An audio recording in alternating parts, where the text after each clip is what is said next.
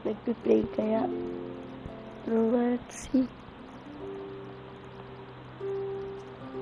Oh, what's this one?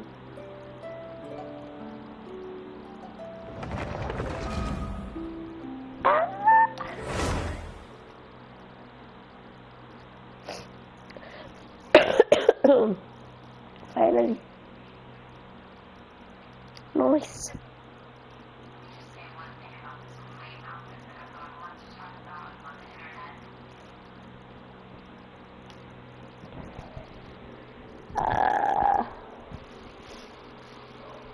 Da-da-da-da-da-da-da.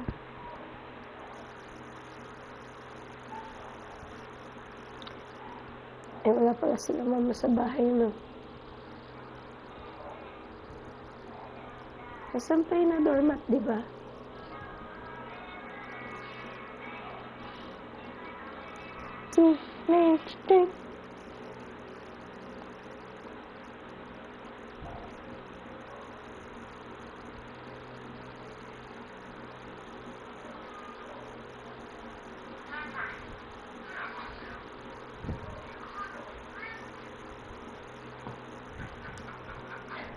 Nilo!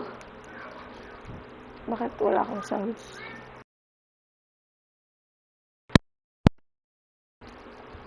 Wala pang sounds talaga. Ayun, ay. Hindi. Potay.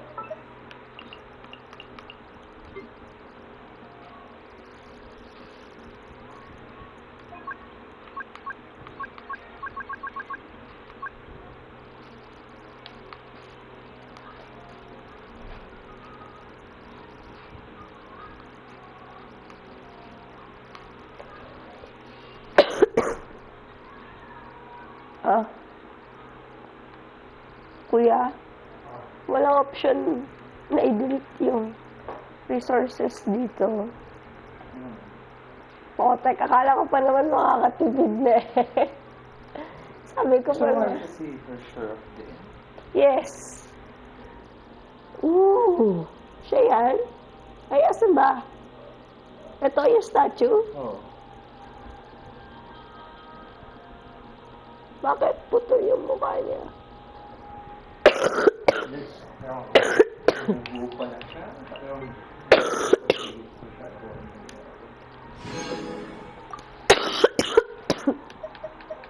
Tapos na?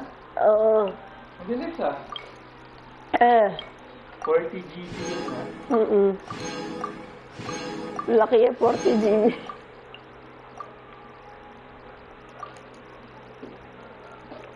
Wala pa rin sound si Nilo. Bakit?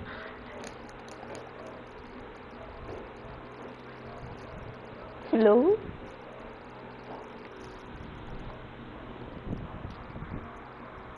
Hello? Nagsasounds naman ako.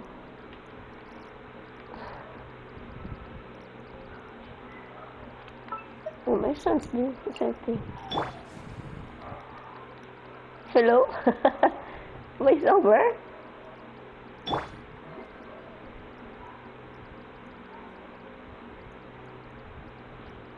Wala. Pretty!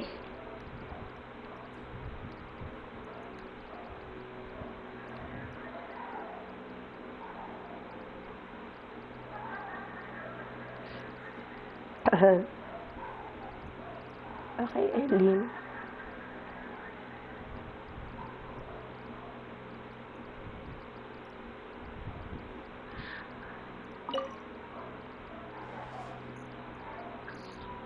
Ano bang ginawa ko? Kinausap lang kita. What? Hello?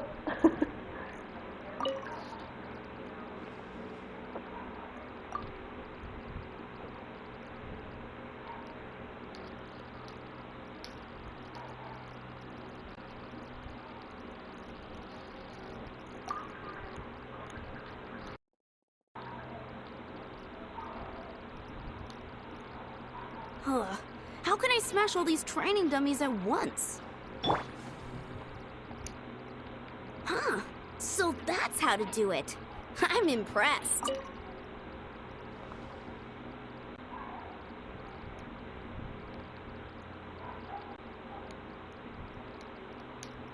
Okay. Buhay.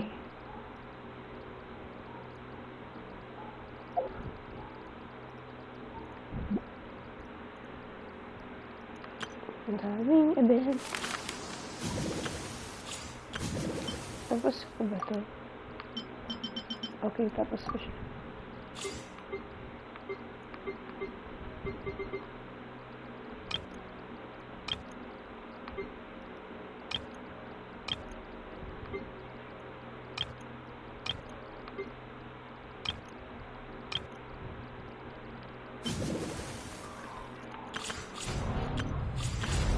Oh my god!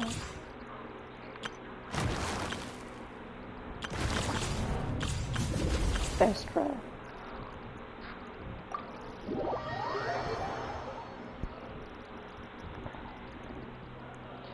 Nakuha ko na siya sa main. Bagay siguro siya dito. Kay Nilo, pero hindi ako kukuha ng Arcon. So, ito.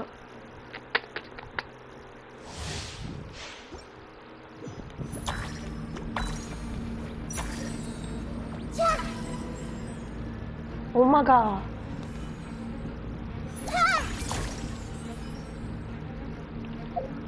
Cutie.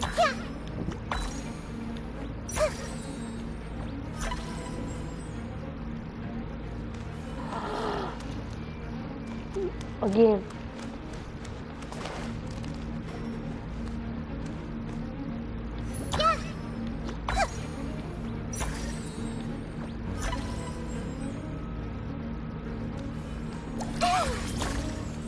Committed to memory. Okay, juice. 100 lang yan.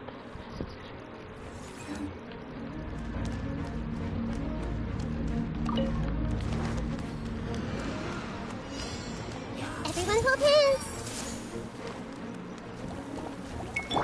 Nice and spicy. Come a little closer.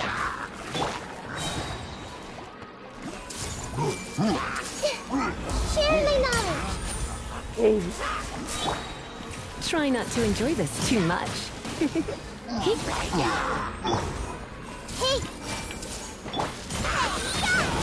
Boba, get them. Let the show begin. The Temple of Wisdom. Everyone hold hands.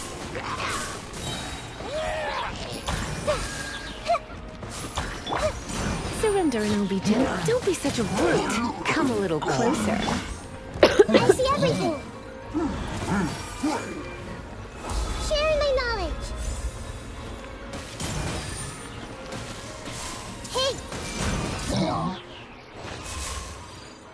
Voice. Ubo ako. Hindi pa pala ako umiinom na gamot.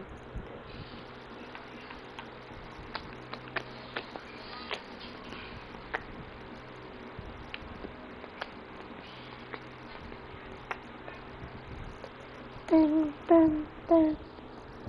Da, da, da, da, da, da, da, da, da.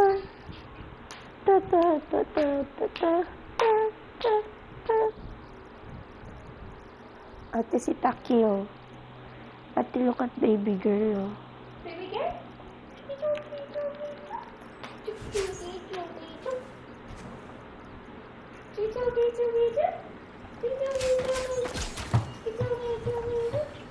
Ba't wala pa rin yung sounds?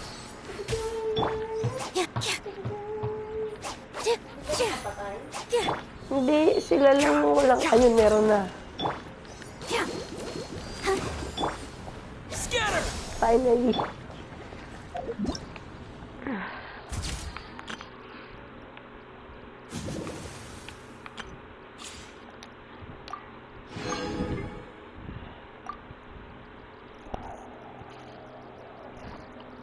One day na lang ata sila Aida. Kakaritan lang ngayon. Yeah. Oo, kakaritan lang ngayon. Yula wala pa rin. Baan naman.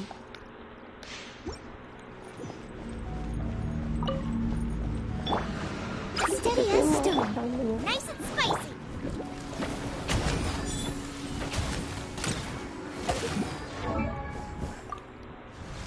Forty. The fuse is lit.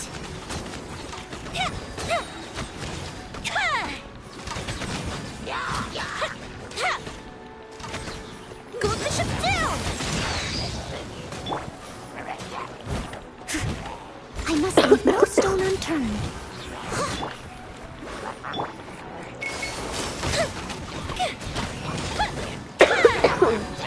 Okay.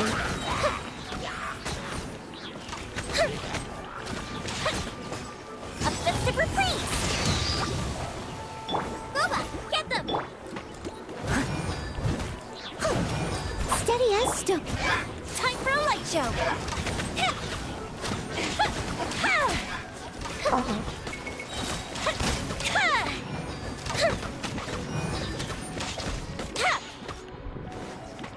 Go the ship down.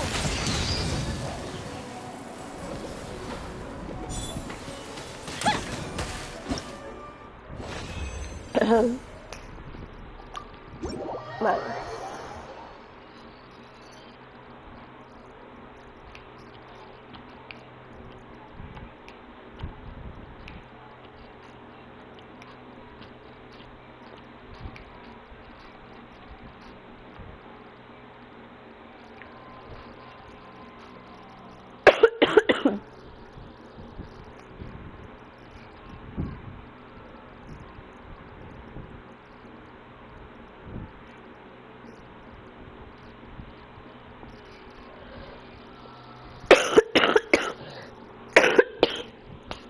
Ginawa mo na ito.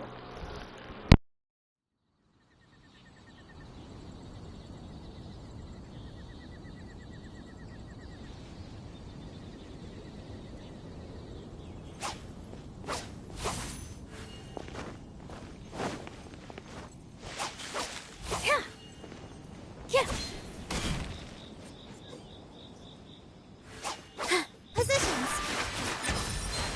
Yeah.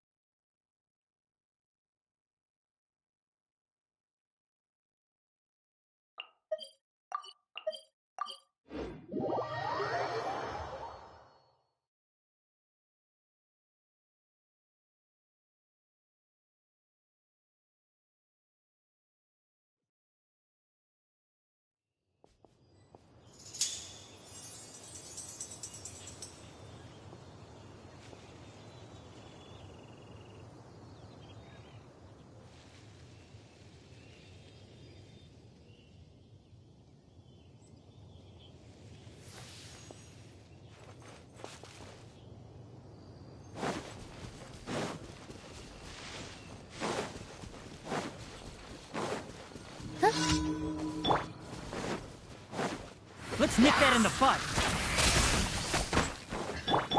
This dance is for you. All my strength.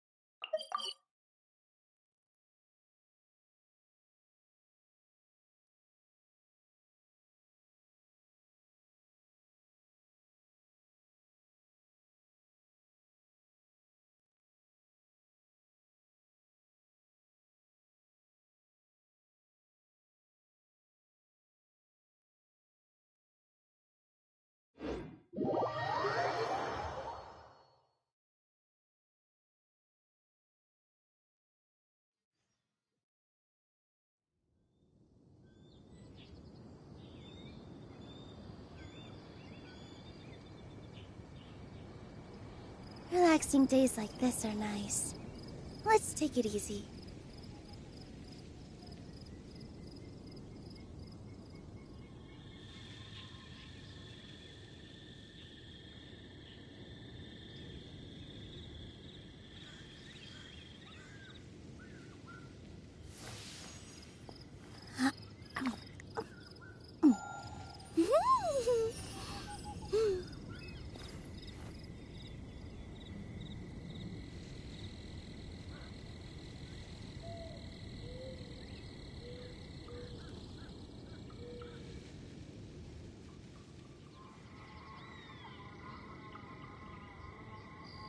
Take a deep breath, as if you're about to blow up a huge balloon. Exhale all your sleepiness into it, and then, poof! It's now flying away.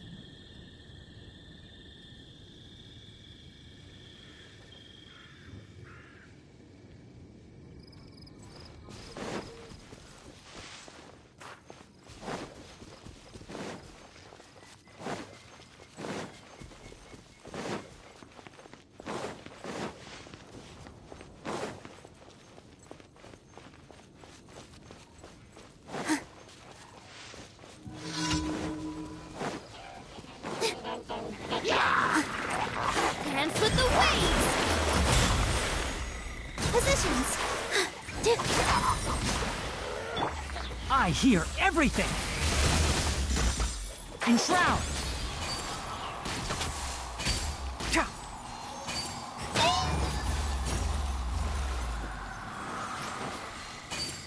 Cha!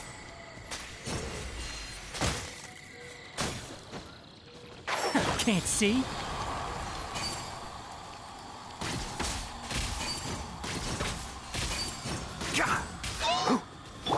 I'll protect us. Propagate!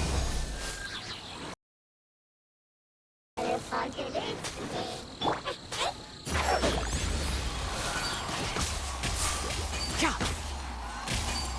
Cha!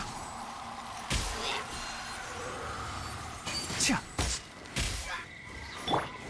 Here!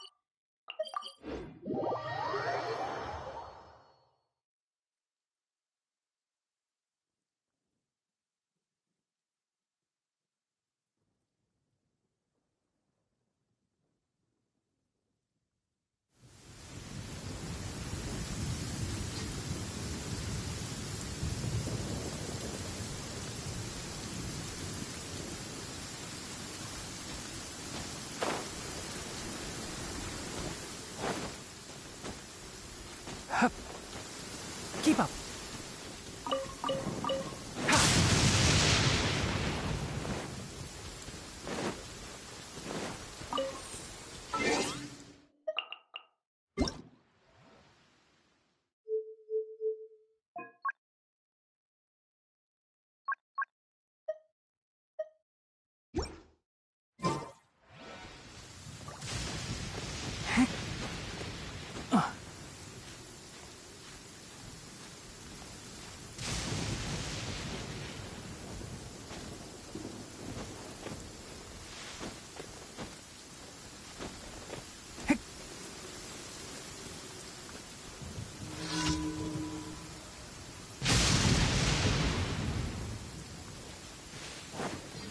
Keep up. Ha! I'll uproot you. Keep up. Ha! Cha! Scatter! Let the show begin. Enshroud!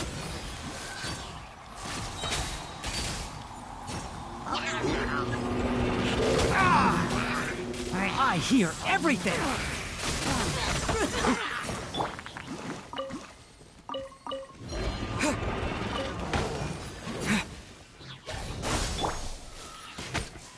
One with the forest. Gah! Cha!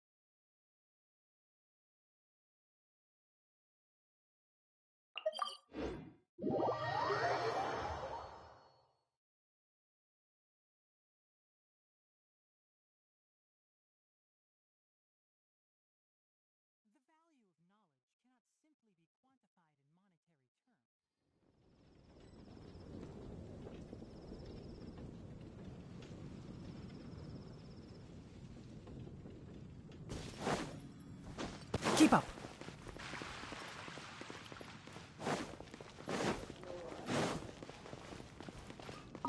Ad Astra Abyssosk. Welcome to the Adventurers Guild.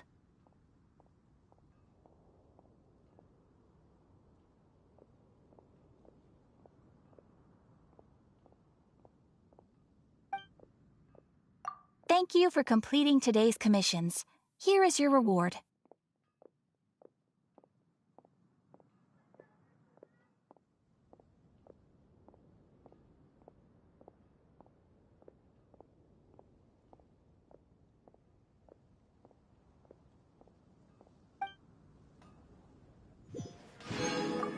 Ad Astra Abyssosk.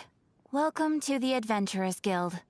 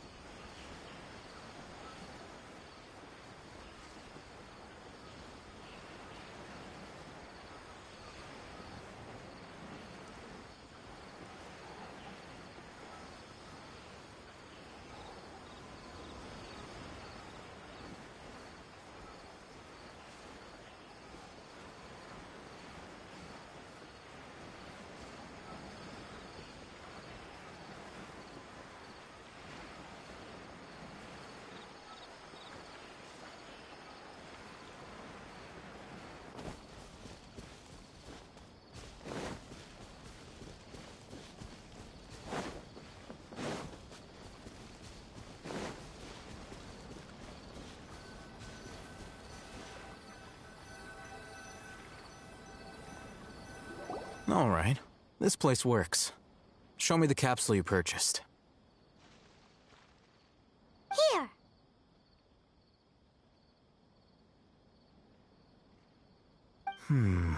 Sword Fighting Techniques 8. Huh. A combat class knowledge capsule. This class is something of a rare find these days. since most have been taken by the Eremites to augment their battle capabilities. Really? Aw, yeah, what a great buy! If you want to determine the efficacy of this capsule, I can evaluate your combat ability. However, effects will likely be minimal if you already possess a high amount of strength. We can conduct a controlled experiment where you fight 2 battles, one before using this knowledge capsule and one after. While you fight, we can use an Akasha terminal to monitor your various physical variances in your physical strength between the 2 tests, as well as a disparity in your opponent's abilities. But don't worry, I'll run statistical analyses afterward to mitigate any confounding effects. Wow! aAAAAH! You must have been one of those guys at the academia who got top grades on everything. Paimon's curious about something, though. You definitely weren't one of those students who needed canned knowledge to graduate from the academia, right? So why are you risking getting caught by the mantra for this capsule?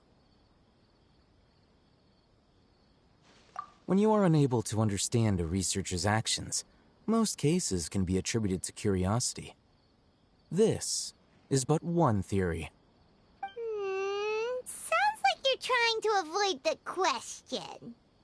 All right, let's begin the test. Just fight as you normally do.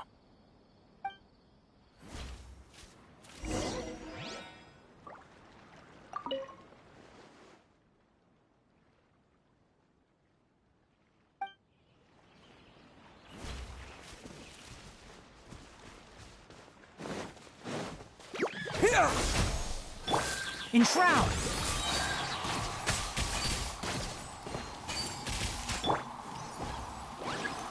Germinate! Scatter! One with the forest.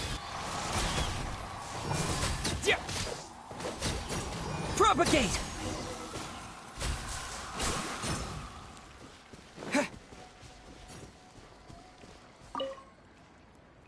All right. I'll link your Akasha terminal to record data. The next step is to use this knowledge capsule. Hold it in your hand. I'll help you establish a connection with it so you can activate its power.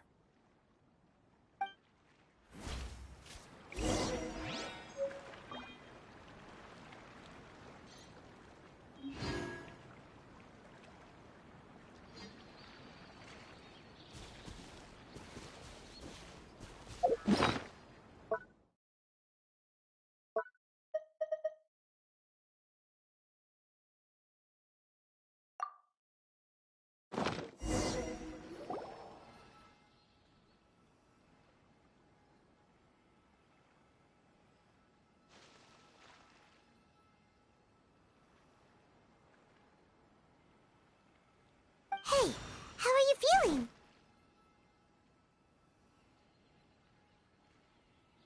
You mean that it worked? All right.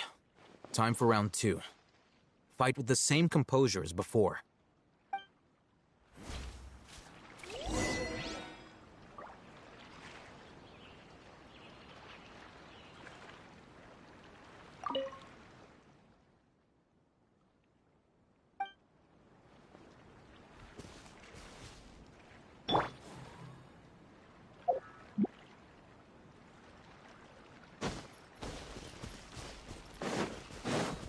I'll uproot you! Enshroud!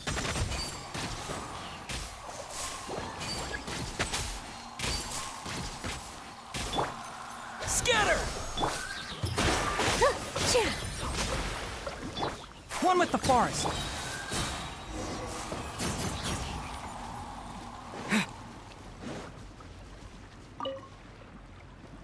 Now, I'll start recording data again. aAAAAH, how's it going?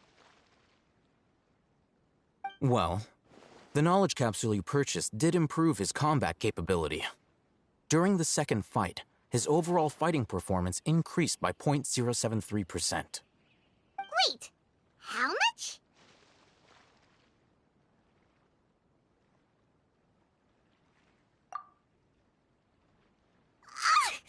Dory's such a jerk! She totally scammed us! 1 million mora? This thing isn't worth a tenth of that amount! Of course, this could be because he is so powerful that the capsule's contents were unable to produce a substantial increase.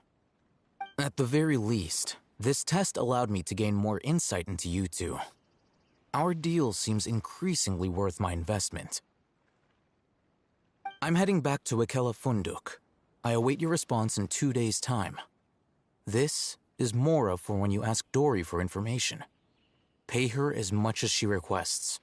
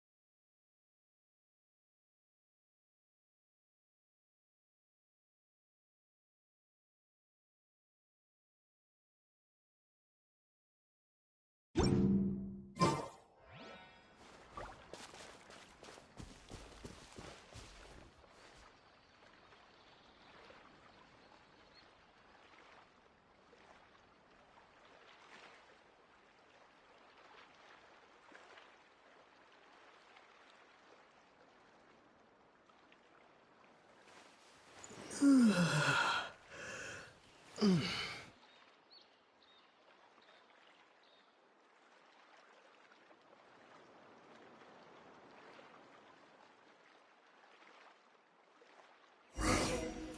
see Dory today and ask her about where the Divine Knowledge Capsule is.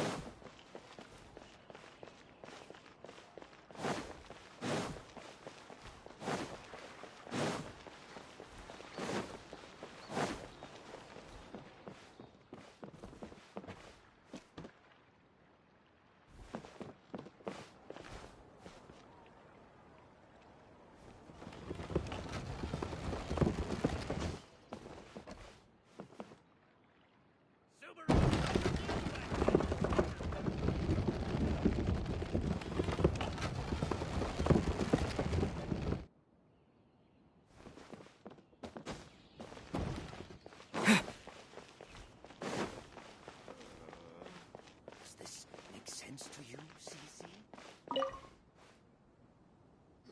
Here, over here! Oh, welcome back, my loyal patrons. What can I do for you this time? You name it. Canned knowledge, supplies, or anything else you need. I'll find a way to get it. Where there's a waterfall of Mora, there's a way. Can you really get us anything we want? Anything at all? Aha! So it appears that canned knowledge alone is no longer sufficient for your opulent appetite. Then please oblige me. Tell me what you have in mind.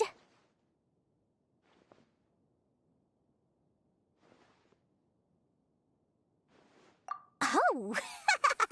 I knew customers with pockets as deep as yours would undoubtedly crave something more profound than ordinary canned knowledge. But you know, that kind of information isn't going to be cheap. After all, I had to work really hard to weasel my way into the auction site. Not to mention that if anyone found out that I was the leaker, I would be in big, big trouble. But how can we be sure your information is accurate? Paimon's curious how you just happen to have this kind of info the moment we need it. Because to me, anything of value is what I consider to be my supply. Therefore, I must always be aware of what's hot on the market in order to secure more sales. As for the information's authenticity, well, you've no need to worry about that. I used a camera to take a picture of the transaction. That way, no one can dispute it.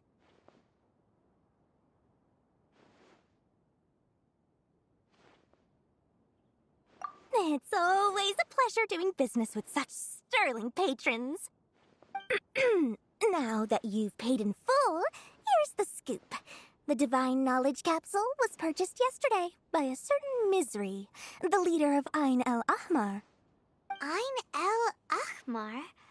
You mean the Eremites who worshipped King Deshret? Ah, so you're already familiar with them. The group has done everything in their power to obtain the Divine Knowledge Capsule. After all, they believe it contains the power of King Deshret. That Divine Knowledge Capsule is unlike any other canned knowledge I've seen before. It was glowing bright red. The capsule is clearly visible in the picture I took. You can look for yourself. Thanks for the info, Dory. Please, it's my pleasure. It's all thanks to discerning customers such as yourselves that my efforts yesterday were not in vain. Please, don't hesitate to contact me if you ever need anything else in the future.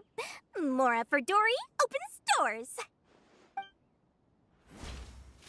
Well, we figured out where the Divine Knowledge Capsule is.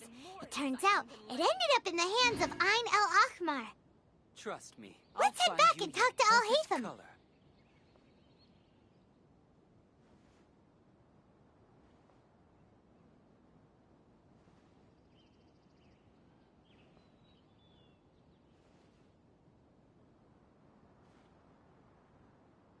Does this make sense to you, CC? True history is sometimes even more exciting than legend. Trust me, I'll find you your perfect color.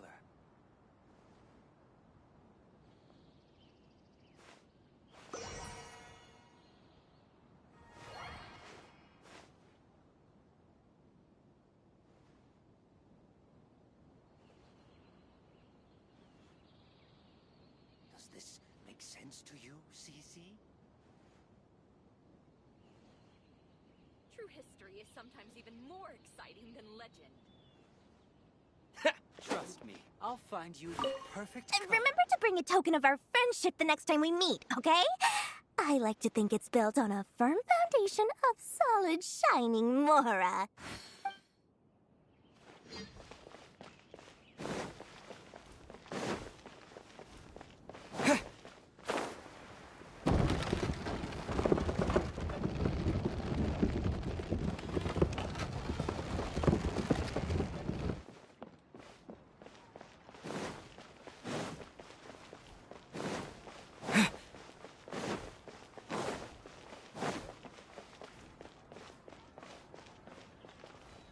Oh, hey, Thumb! We got the info you wanted! Really? All right. Let's hear it.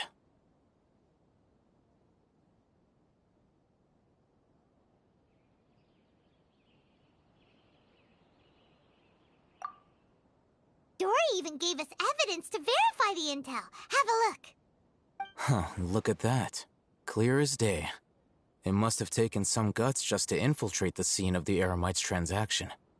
But then to get close enough to take a picture like this. Bold move, Dory.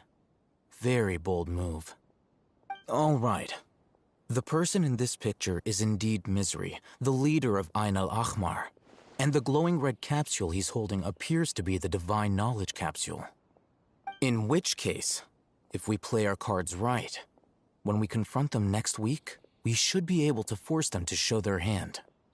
At first, Paimon didn't get why you were provoking these aAAAAH guys. But now, it sort of makes sense. Everything's playing right into your hands.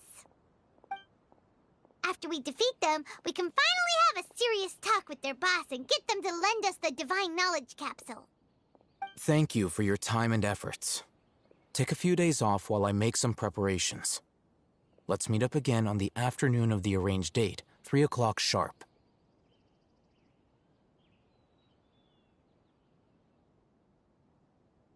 See you then.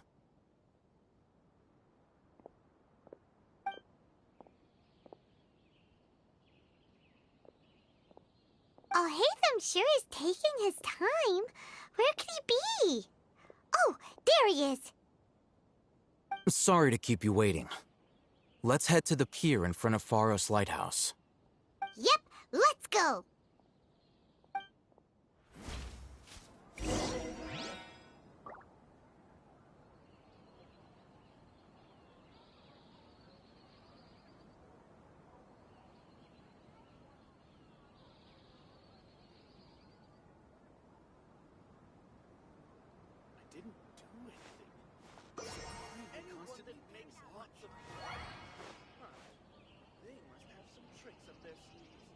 I thought Sumeru would be different, but nope, everywhere's the same.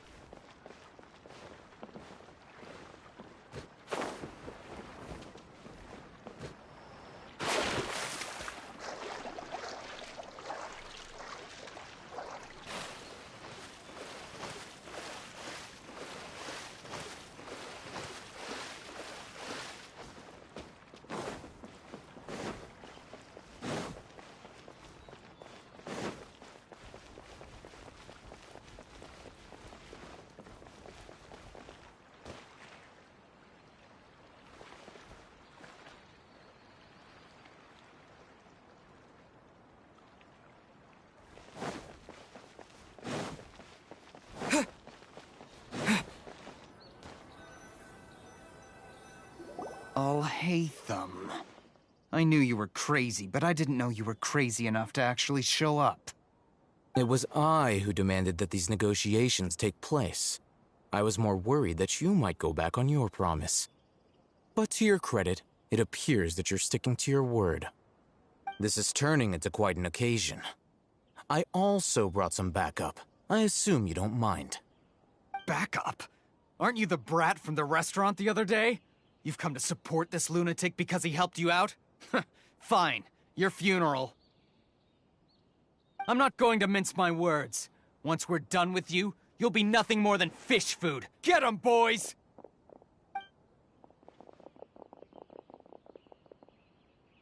Uh-oh, here they come. Good luck, you two.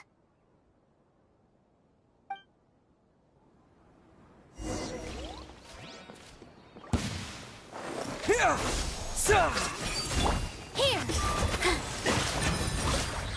Enshroud! Following orders. Scatter!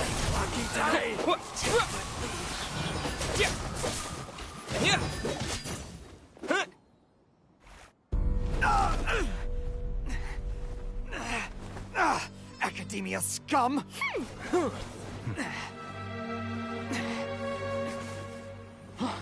Boss! Finally! Did you use it? Great! Now we can...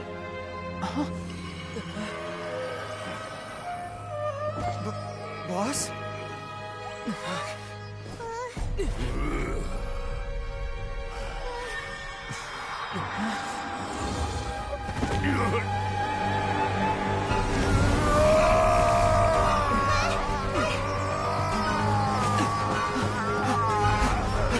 Boss!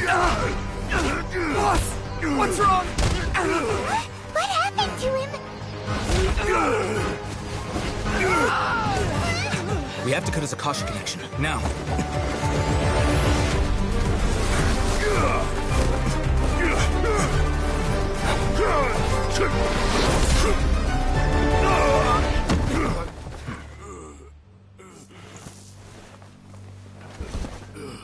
Target acquired! Arrest him!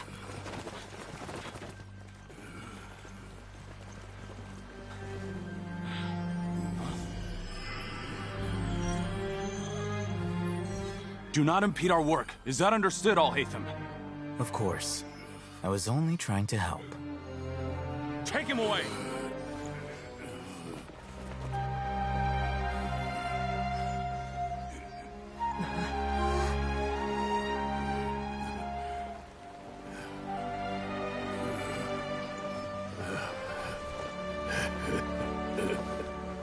World, forget me.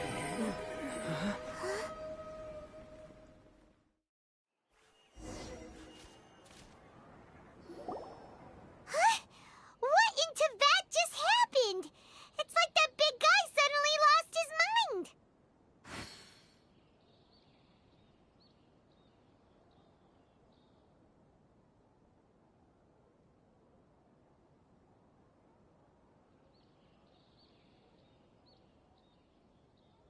It looks like he used the Divine Knowledge Capsule. You mean the Divine Knowledge Capsule did that to him?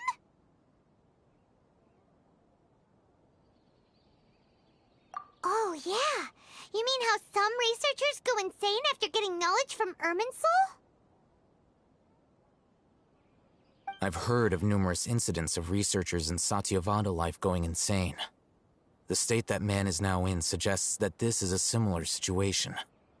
This Divine Knowledge Capsule does appear to be linked to the gods, but beyond that, it doesn't seem anything like the rumors suggest. Possessing it doesn't grant you divine wisdom or power. Did you hear what he said? World, forget me. What could that possibly mean?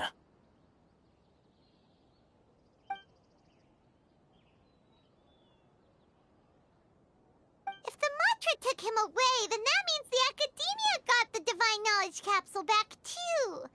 What a shame. We were so close.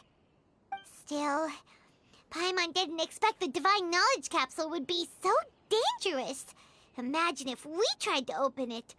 Oh, who knows what would have happened to us? As things stand, there is no reason for me to remain in Port Ormos. I believe our collaboration has also reached its end. Oh, We were so busy trying to find the Divine Knowledge Capsule that Paimon forgot to ask you something.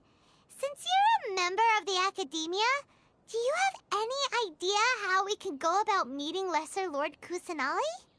Truthfully, I don't. Lesser Lord Kusanali appears to exist outside of Sumeru's entire administration. Most of the time, you wouldn't know she exists at all.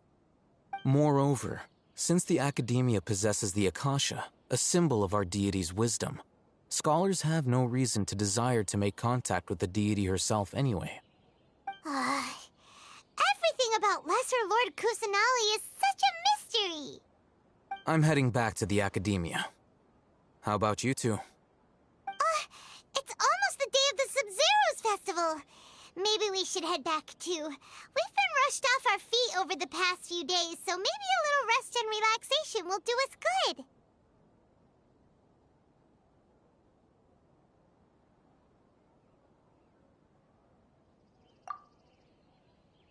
Then we'll part ways here, Al-Haytham, until we meet again.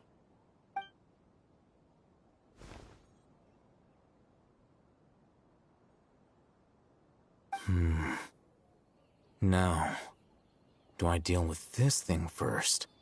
Or should I produce the report that the higher-ups require?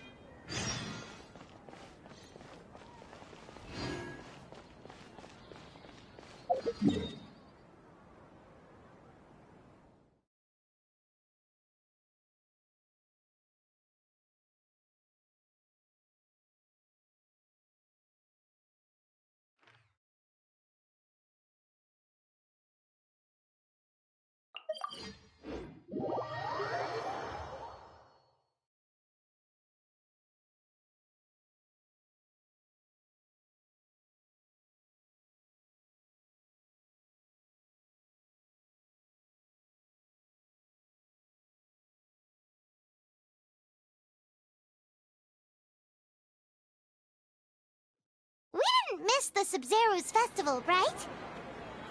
Let's hurry and find Dunyarzad. Paimon thinks she must be around the Grand Bazaar, since she showed us around there last time.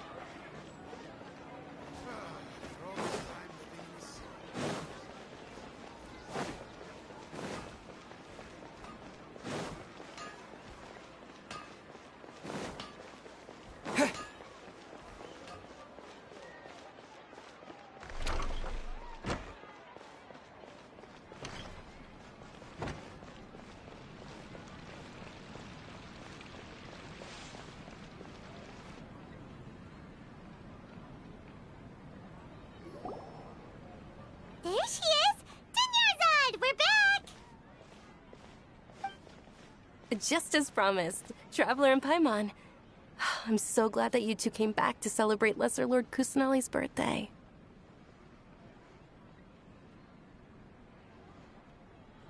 Indeed. The festival's tomorrow.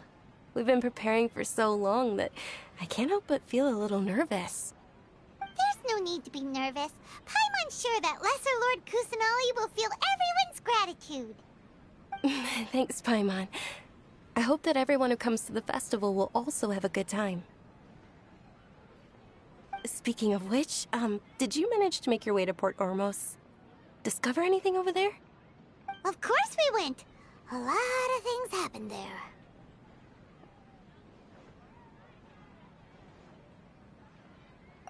I see.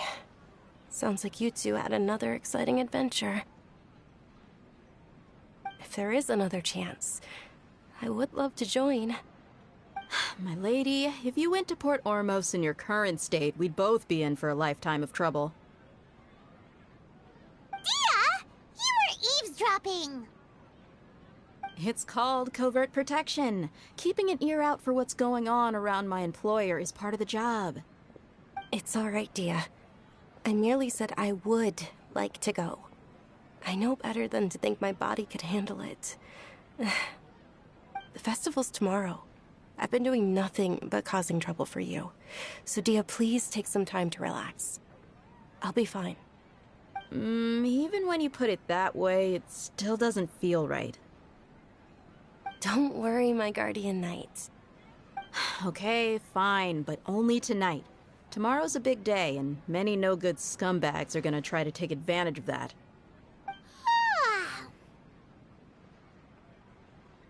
Oh, you two must be exhausted from your long journey back to the city. My apologies for not realizing this sooner.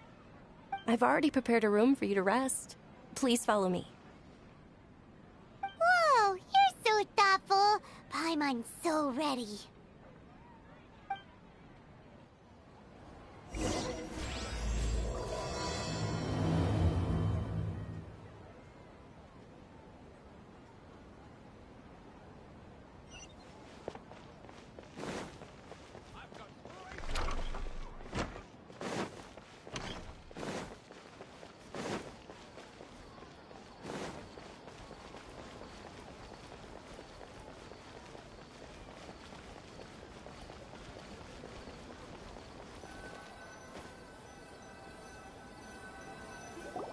Here we are.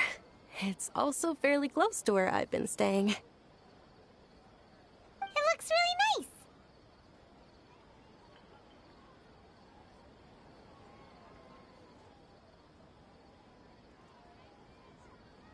nice. Not at all. Just tell me more about your adventures when you next get the chance. That's Paimon's specialty. Paimon can tell you stories next time. Oh, if you don't mind, how about we all walk around together tomorrow? All of my friends will be working the festival, and Dia is still insisting on her covert protection. Yeah, it'll be pretty hard to relax and enjoy the festival if Dia's constantly hovering over you, right? Then let's meet at the nearby bazaar first thing tomorrow morning. Have a great night. It's a deal. Good night, Dunyarzad. I may be too excited to fall asleep tonight. See you tomorrow. Paimon's starting to really look forward to the Sub-Zero festival too. Will there be lots of yummy food? Oh, no. Thinking about food is just gonna keep Paimon up all night. The earlier we sleep, the better. Let's go inside, traveler.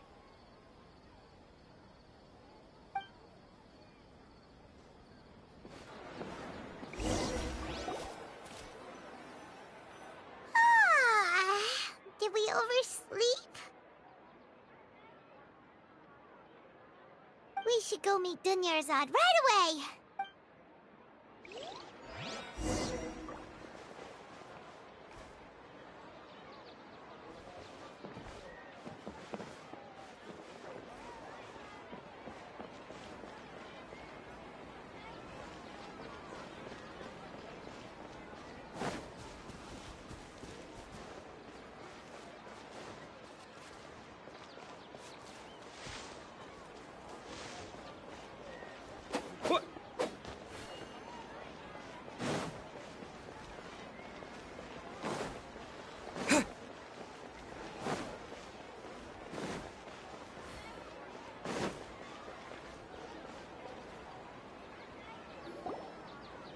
Traveler, Paimon, I've been waiting for you two. Good morning, Dunyarzad. We must have overslept a little bit. Not at all. I arrived early.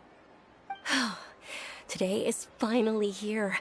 I must cherish every moment as if it were gold.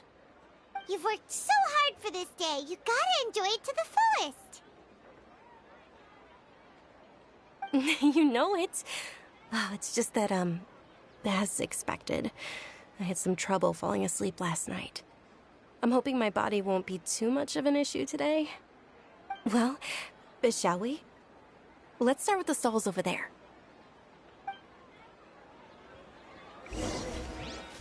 Many vendors came out of the blue to support the event, and they insisted on covering costs themselves. Let's go give them some business. They paid for everything out of pocket? Oh, sounds like they're not in this just for the Mora. They all said that contributing to a lively festival atmosphere is more important than money. Especially since we don't often get to celebrate Lesser Lord Kusanali's birthday. Ooh, they're selling food over that way! Let's go take a look!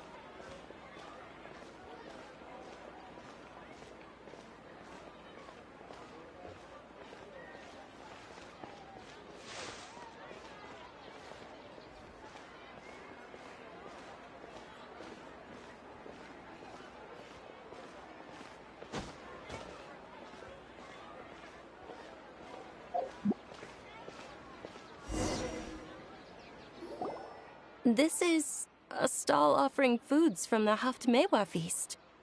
Oh, you could tell straight away. I thought most people nowadays wouldn't know. Mushrooms, flowers, and all kind of fruit? It's all vegetarian stuff. Oh, Paimon's a little disappointed. So, what's the Haft feast you mentioned just now? It's another Sub-Zero's festival tradition. People used to set their tables with 7 different foods. Generally speaking, the most common selections were foods like Rukashava mushrooms, Nilopala lotuses, Sumera roses, Sunsettias, Kapalatas, Hara fruits, and Zaytun peaches. So, the Sub-Zero festival is a vegetarian holiday? You don't have to be a vegetarian to enjoy the spread. We just use the 7 foods to symbolize the 7 virtues of the Dendroarchon. Wait, but if that's the case, if Sumero uses vegetarian food to represent the Dendroarchon, then wouldn't the Pyro-Archon's festival be full of food like roasted fowl, juicy meatballs, grilled steak? Oh, Traveler, we have to go to Natlan as soon as possible! I hope your wish comes true one day, Paimon. Thanks! Alright, how about we also check out some of these other stalls?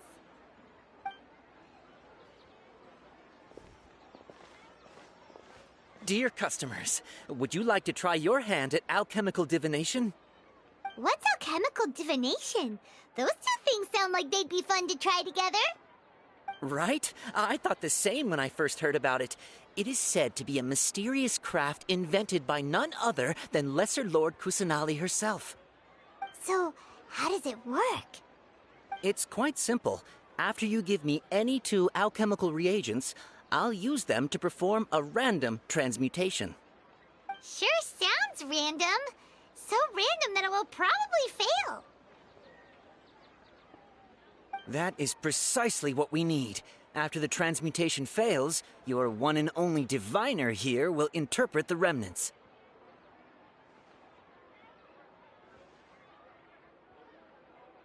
Well, according to Lesser Lord Kusanali, everything is interconnected, and all that occurs can be traced back to fate.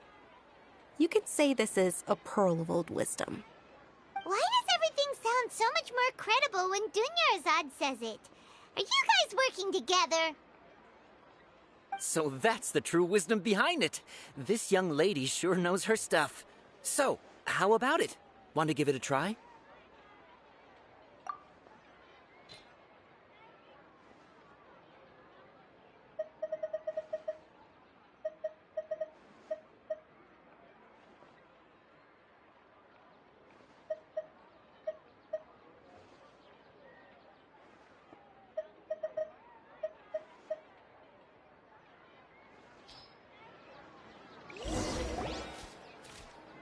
Okay, one moment.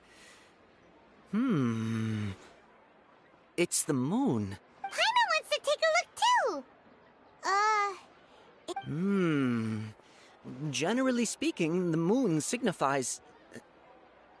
It means... Wait a moment. Is he really looking it up in a book? Oh, I remember now. It means illusions and lies. Illusions and lies? That sounds rather ominous. Yes, but this book says that if you trust your intuition and overcome your fears, the sun will surely rise. He's not even trying to hide his book anymore. Naturally, fate will only ever show you the beginning of a journey. It is up to you to forge your own ending. Oh, thank you so much. I'll keep that in mind. Oh, it's nothing. I'm just learning as I go. Guess that was still pretty interesting. Okay, on to the next stall. They say the Sub-Zero's festival was very lively a long, long time ago. Large flower carriages used to parade through the city. As they headed towards Port Ormos, people would throw flowers, candy, and liquor all along the way. Dunyarzad's eyes are sparkling right now. I wish I could have seen that spectacle. But if you ask me, I'm sure Nilu's dance of Sub-Zeros will be just as impressive.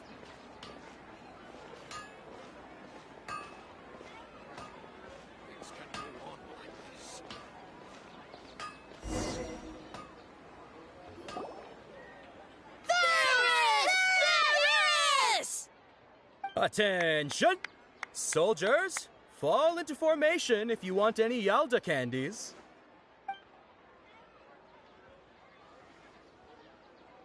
It's a weird guy with a weird hat. Hey, it's Dunyarzad! Wow! Miss Dunyarzad, the children love you even more than the Yalda candies. In the few short days it took to prepare for the Sabzeruz festival, the children have all grown very fond of you. The Hallowed Night of Flowers. It's an honor that you know my name. Attention! In the name of Ferris, the Knight of Flowers, I commend you on your contributions to the glorious Sabzeruz festival. All right, little soldiers. Take your Yalda candies and don't forget your loyalty to Lesser Lord Kusanali. Dismissed! Yes, Knight Ferris! Just what is going on here? Ferris, the Night of Flowers, is another Sabzeruz festival icon, and one immensely popular with children. In the past, the actor portraying Ferris would also sit on a flower carriage. It's all thanks to Miss Dunyarzad's sponsorship that the children can make such wonderful memories today. As are we to you, Vihar. Oh, not at all. Oh, speaking of tradition, do you want some Yalda candies? They're a festival staple, and I happen to have some boxes readied here. Take a look and pick whichever one you want. Whichever one? Don't these boxes all look the same? That is the fun part. Each box contains a random flavor. It's up to the luck of the draw. Flavors include lavender melon, hara fruit, sunsetia. Ooh, those all sound pretty good. And there's also lizard tail and oni kabuto. Huh? What's up with those two flavors? Oni kabuto is a little spicier than lizard tail. Dunyarzad, you tried them before? Traveler, help Paimon pick one. Paimon wants the sunsetia flavor.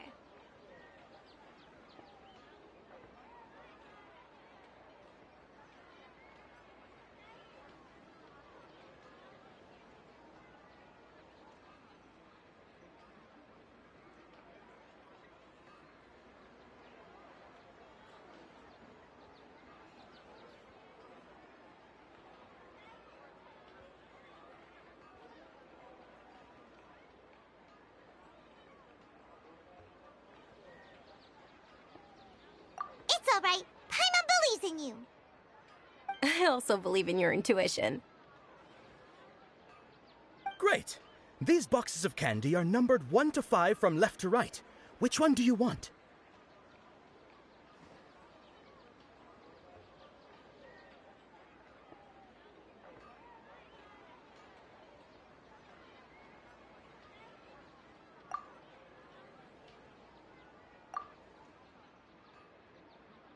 Attention! That's unfortunately hara fruit. Oh, Paimon thought you survived so many epic battles because you had incredible luck. But looks like Paimon was wrong. The sunsetia flavored candy was in box number 4. How about this? The most important thing is that everyone has a good time at the festival. So please, take both boxes. Really? Thanks a lot, Knight of Candies. It's Night of Flowers, not Night of Candies. Paimon really wilted the carriageless Night of Flowers. They all basically sound the same. We got our candy, so let's keep going. Oh, actually, I just remembered that I left something behind. Since you're here, can you come with me to get it? Dunyarzad, you probably forgot because you're so excited about the Sabzeruz festival. How embarrassing.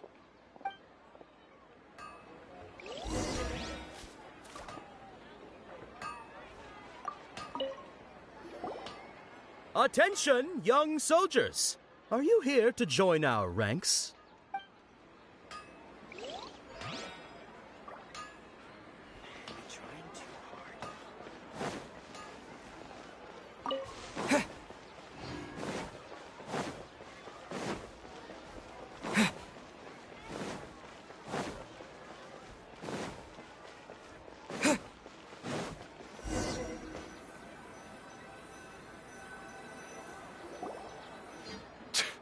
We're too late. Who knew the little lady was such an early riser? I know, right? Hey, wait a minute. Boss, isn't that her? Oh, that most certainly is. We're in luck. She's walking right into our clutches. Those Eremites don't look like they're up to any good. Who are you? I don't believe the Homayanis hired you. That's right. We haven't received any of their mora, but I wonder how much the Homayanis would shell out to get you back. They're a gang of kidnappers! Traveler, hurry and protect Dunyarzad!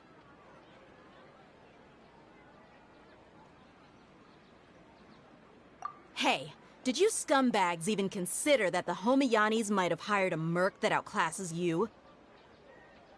You're... Dia! Dia the Flame Mane! No wonder we mercs haven't heard anything about you for so long. You sold your unruly mane to the highest bidder.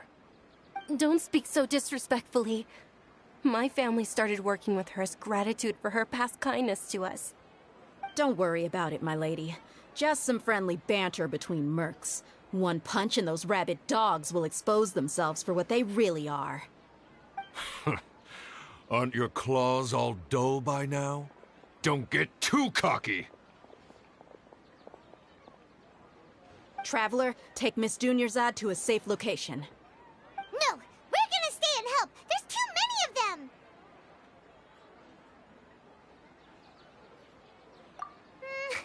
You're right. All right, fine. Please be careful, Dia. Don't waste your time worrying about me. This is my job. Look out for yourself. After I've wiped the floor with them, I'll go find you all.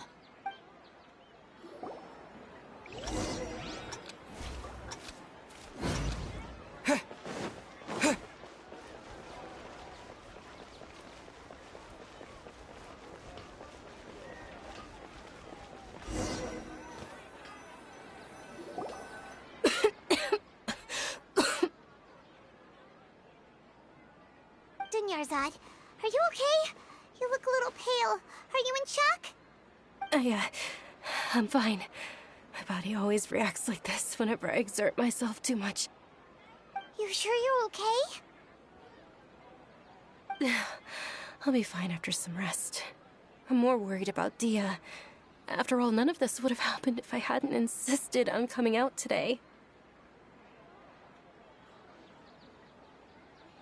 Yeah, don't worry.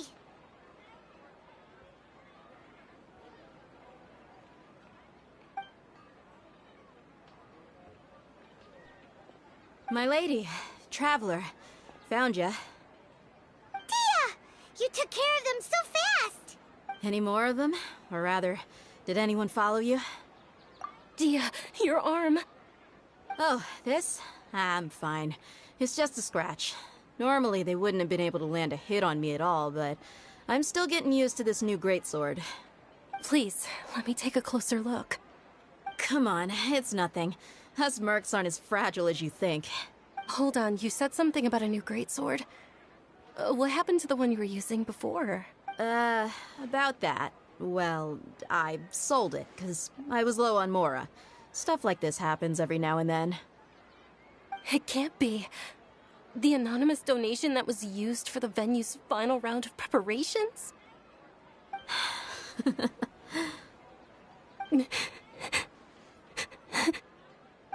Hey, Miss Dunyarzad, I wasn't trying to make you cry.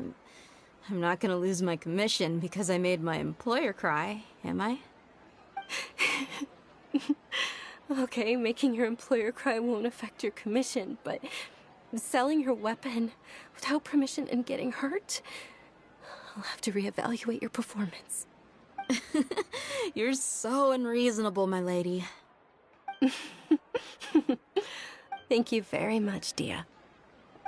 Don't be like that. I get embarrassed really easily. Are you feeling unwell again, Dunyarzad?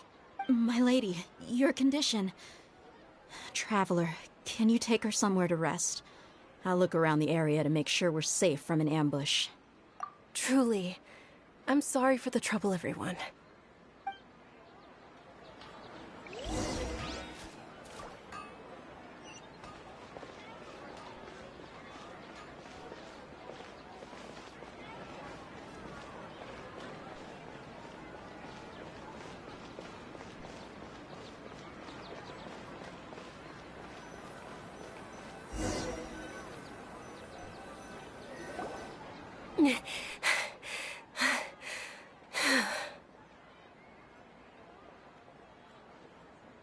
Are you feeling better, Dunyarzad? Yes, much better. Just give me a few moments and I'll be good to go. I didn't realize you were concerned about it. I guess I shouldn't continue to keep it a secret. I was actually born with Elazar. It's terminal now. Can't believe it's Elazar! Oh, you've already heard of Elazar. In that case, you probably know about its severity. Sumeru's current medical advancements still haven't been able to find a cure. The disease's progression can only be delayed through environmental therapy. Dunyarzad. There's no need to be sad. I've always lived with Elazar and I came to terms with it a long time ago. Compared to the simple fact that I'm afflicted with this, its effects on my life have been much more painful. I know that my family loves me dearly. They've done all they can to provide the best environment for me so that I can live for that much longer. However, I know I will one day succumb to this.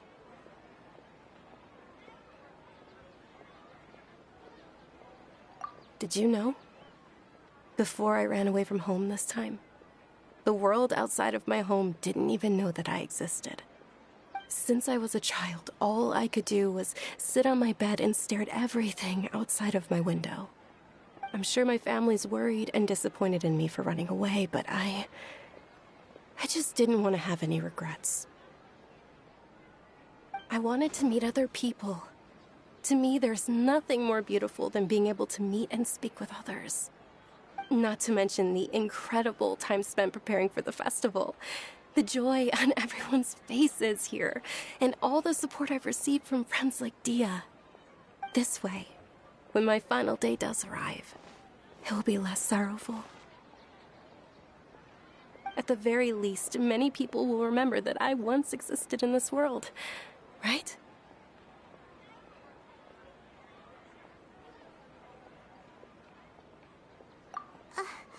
As long as you don't forget Paimon, Paimon also won't forget about you. No, even if you forget Paimon, Paimon will still remember you. Thank you two so much. I apologize for the depressing conversation. This is out of character for me. To be honest, Lesser Lord Kusanali gave me the courage to do all of this. If it weren't for her encouragement, I wouldn't have taken that first step.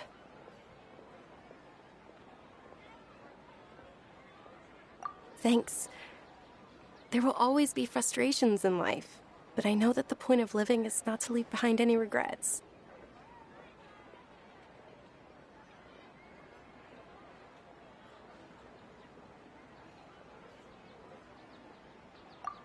Oh, right. Isn't it almost time? Huh?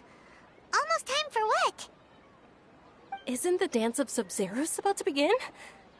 It's the part of the festival that I've been looking forward to the most. Nilu will recreate that legendary scene with her most splendid dancing. And the Sub-Zeros festival will conclude amid everyone's applause and blessings. And with that, my wish will also... Then what are we waiting for? Let's go to the stage! Yeah, we should still make it in time.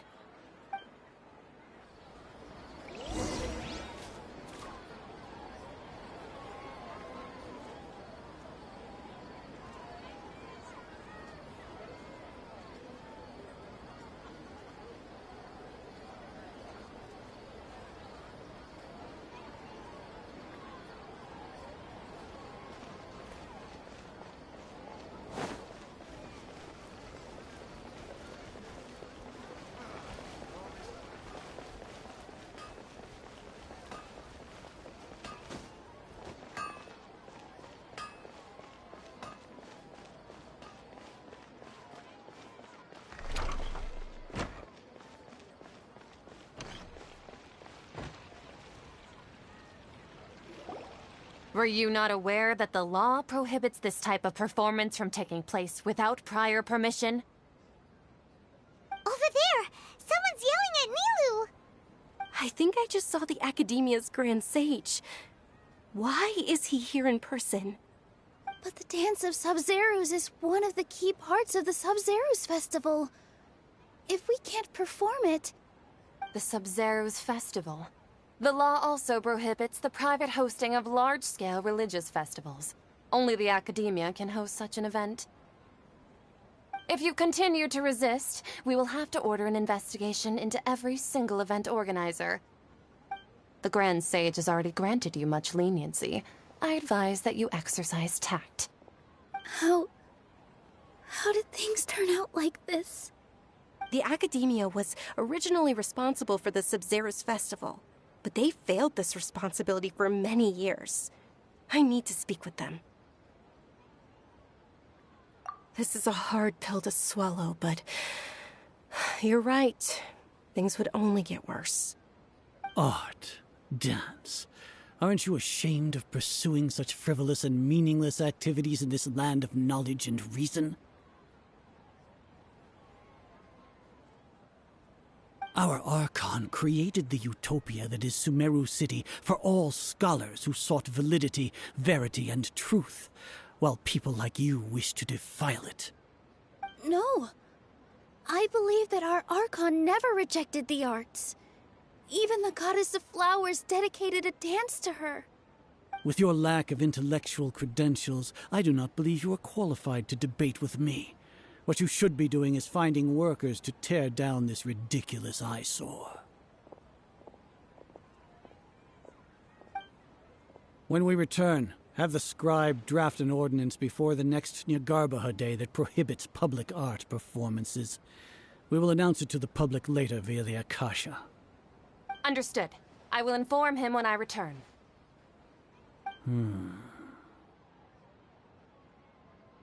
The Sub-Zerus Festival. Go celebrate the birth of that god to your heart's content. Nilou, are you okay? Oh, Dunyarzad. You all saw that just now? The Grand Sage ordered us to stop the performance. Yeah. Let's go somewhere the Academia can't find us and perform there.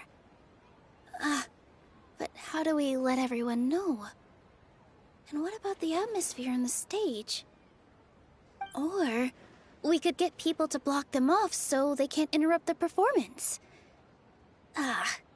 No. They just threatened to investigate the organizers. If we were caught... Nilou, it's all right. Don't worry about it. But you've been looking forward to the Dance of Sub-Zerus so much. And I know how important this festival is to you.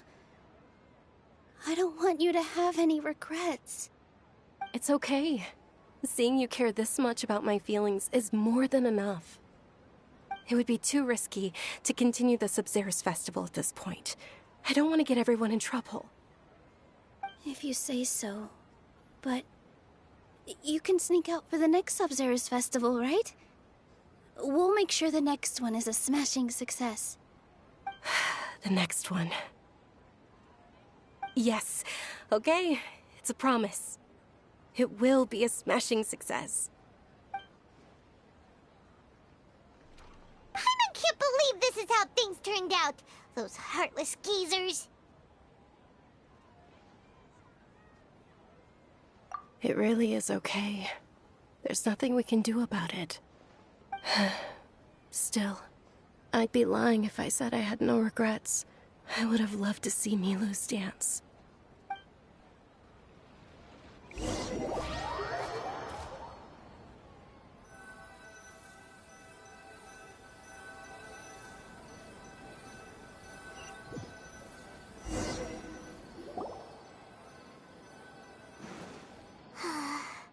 A lot happened today. It's a shame the festival ended the way it did. Nilou and Dunyarzad promised to make the next Sub-Zerus festival a success, but Dunyarzad is running out of time. Yeah.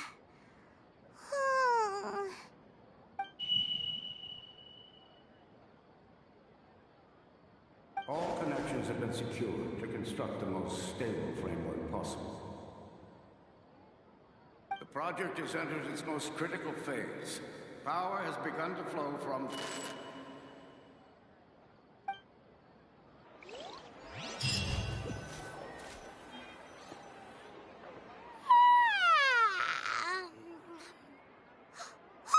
We're gonna be late! It's all because you wouldn't get out of bed! We should go meet Dunyarzad right away!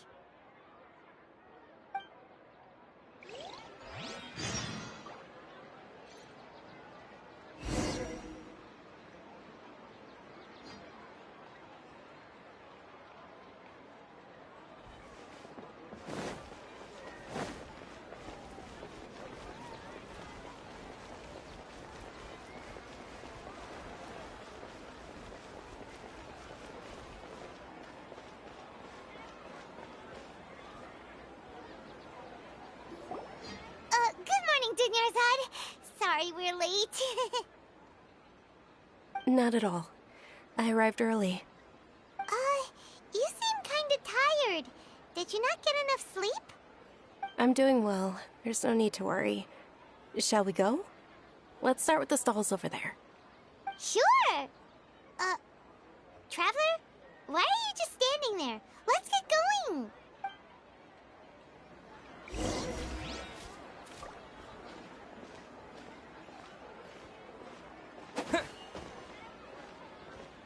Ooh, they're selling food over that way! Let's go take a look!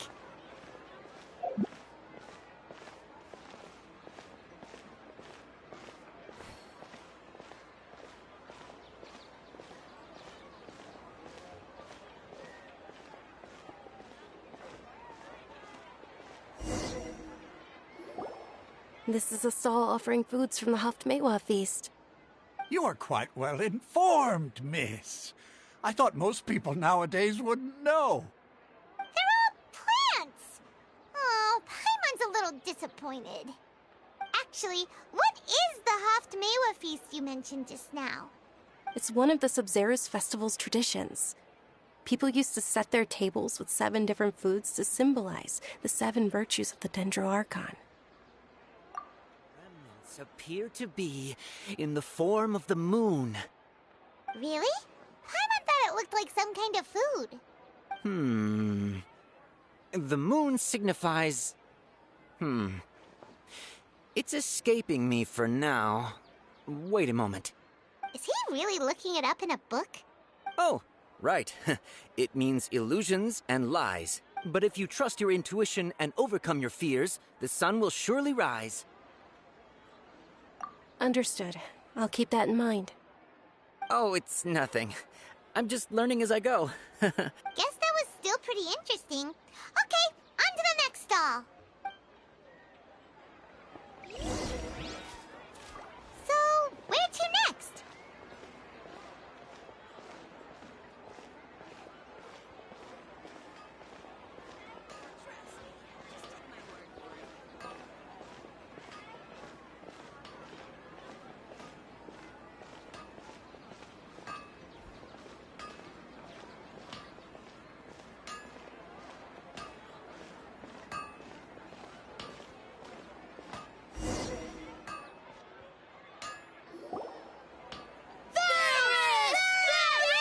All right, soldiers. Now that you have your Yalda candies, don't forget your loyalty to Lesser Lord Kusanali. Dismissed! Yes, Knight Ferris! What's going on? Is this a play? Ferris, the Knight of Flowers, is another Sub-Zerus Festival icon and one immensely popular with children. It's all thanks to Miss Dunyarzad's sponsorship that the children can meet the Knight of Flowers. Oh, do you want some Yalda candies? I happen to have some boxes readied here. Take a look and pick whichever one you want. What's to pick? Don't these boxes all look the same? It's not that simple. Each box contains a random flavor. It's up to the luck of the draw. Flavors include lavender melon, hara fruit, sunsetia.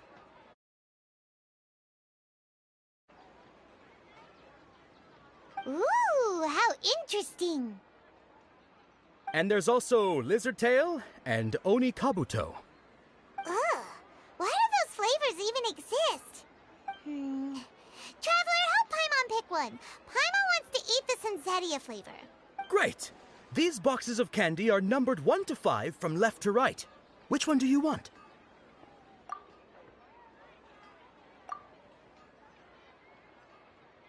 Ah, excellently chosen. Number 4 is indeed Sunsetia. Ha! Paimon bet you had incredible luck, and Paimon was right!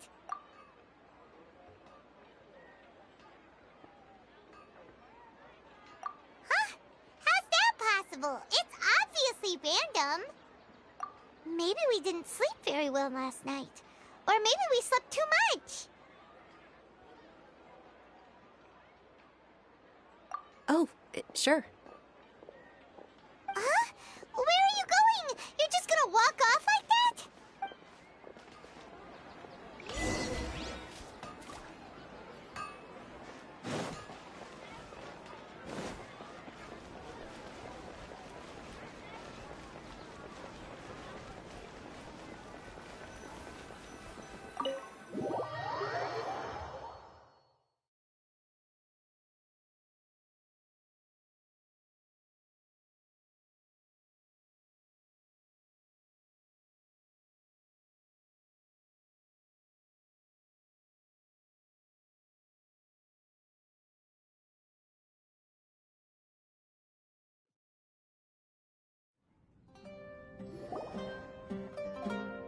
A feeling of deja vu? Oh, Paimon knows what that is. It's when you feel like you've already experienced whatever is going on. In that case, Paimon also felt something like that today. But that's just our brains playing tricks on us, isn't it? So why'd you run here in such a hurry? So that's it! You're intentionally doing things you usually wouldn't and seeing if you still get that same feeling of deja vu. Welcome, you two. Are you here for lunch? What would you like to eat? Got it. You don't look like you're from these parts, but I gotta say, you've got good taste. I'll give this order to the kitchen. Charcoal-baked Angelina cake? Isn't it that burned thing that didn't look tasty at all? Oh, Paimon understands what you're trying to do now. You'd never normally order something like this.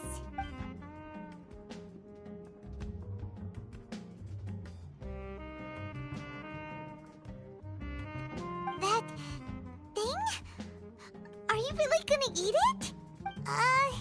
Isn't this going a bit too far?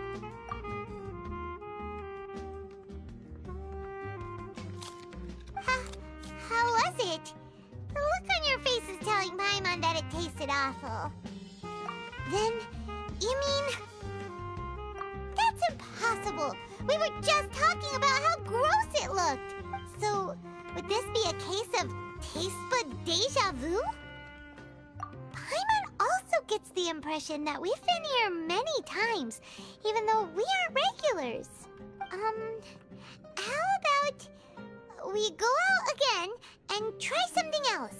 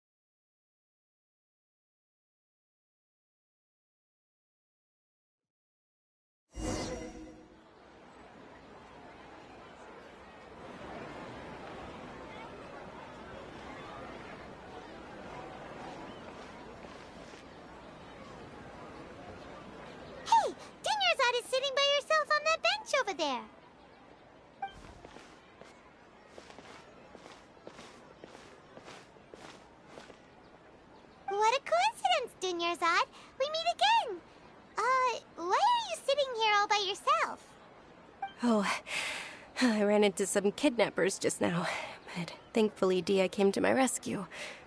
I started to feel unwell after that, so I sat down here. Kidnappers? Oh my goodness, are you hurt? I'm okay. Dia's arm got scratched, but it isn't serious. Whew. That's a big relief. But, Dunyarzad, you seem a little down today. It's the Sub-Zero's festival, and you've been looking forward to it so much. Not at all. I've always been like this. Excessive physical exertion or strong emotions tend to aggravate my illness. Besides, no matter how amazing today may be, it is but a single day. After however many more days, my time will come to an end. Paimon doesn't quite follow you, and Paimon feels like something's really got you down right now. It really is fine. I don't mind.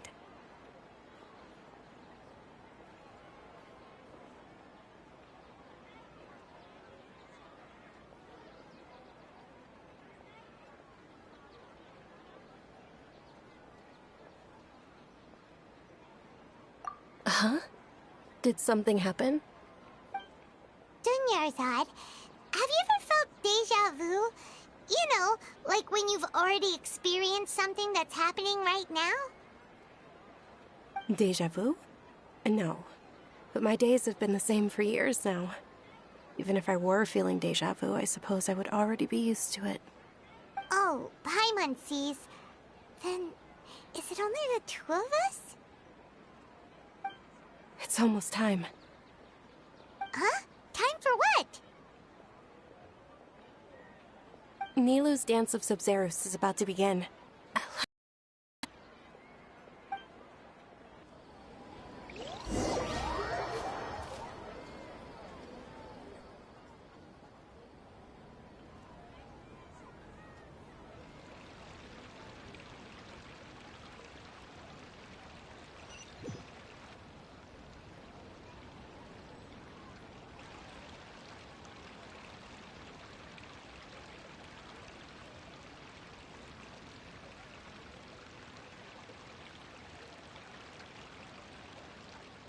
With your lack of intellectual credentials, I do not believe you are qualified to debate with me. What you should be doing is finding workers to tear down this ridiculous eyesore. When we return, have the scribe draft an ordinance before the next Nyagarbha Day that prohibits public art performances. We will publicly announce it later through the Akasha. Understood. I will inform him when I return. The Sub-Zero's festival. Go celebrate the birth of that god to your heart's content.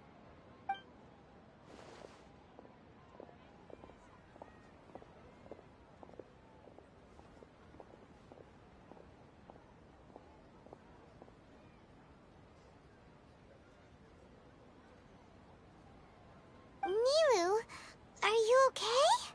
Oh, Dunyarzad. The Grand Sage ordered us to stop the performance. It's okay. There's nothing we can do about it. But you've been really looking forward to this. I don't want you to have any regrets. It truly is unfortunate, but I don't want to cause trouble for anyone. Didn't the Grand Sage say that he might investigate the organizers? True, but... Well, okay. I'll just have to try again next year. The next festival. I probably won't be around by then. Wait, what did you just say? No, nothing. I'll be heading back to rest. Thank you for your help, everyone. Paimon can't believe what those heartless geezers did! Ah, did Dunyarzad already go back? We should also return and get some sleep.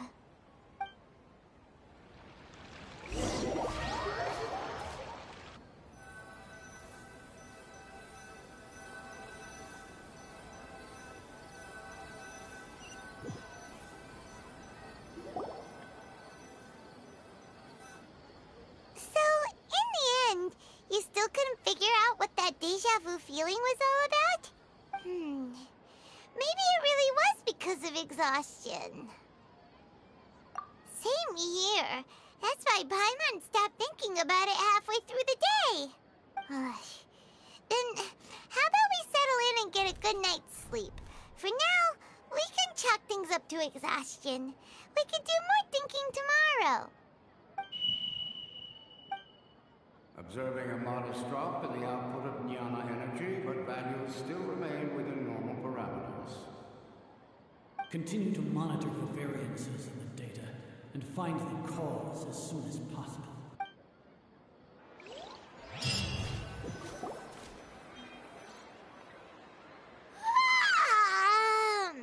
Why does Paimon feel so tired after so much sleep? Anyway, we should go meet Dunyarzad right away.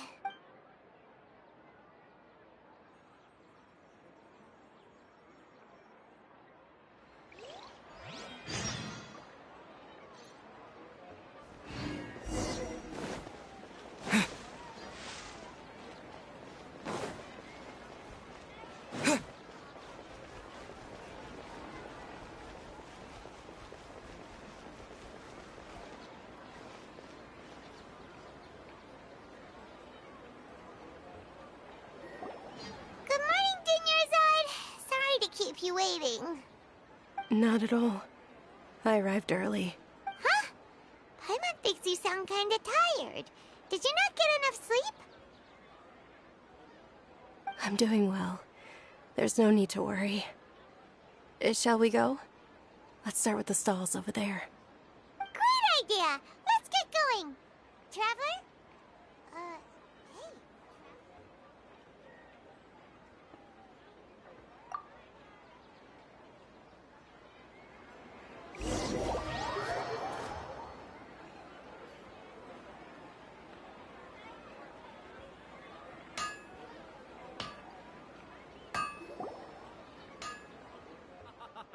It's all thanks to Miss Dunyarzad's sponsorship that the children can enjoy the Sub-Zero's festival.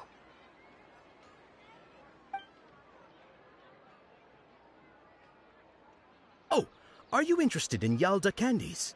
I have some boxes of candy here. Pick whichever one you want. Not much of a choice. All these boxes look the same. It's not that simple. Each box contains a random flavor. It's up to the luck of the draw. Flavors include lavender melon, hara fruit, sunsetia. They all sound pretty tasty. And there's also lizard tail and oni kabuto. Huh? What were those last two? He'll help me choose. Paimon wants to eat the sunsetia flavor. No problem. These boxes of candy are numbered 1 to 5 from left to right. Which one do you want?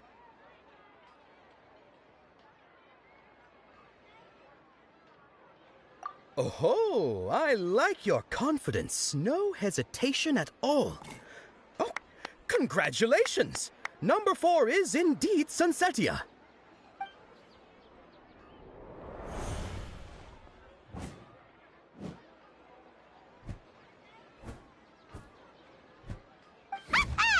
Paimon knew he always had incredible luck.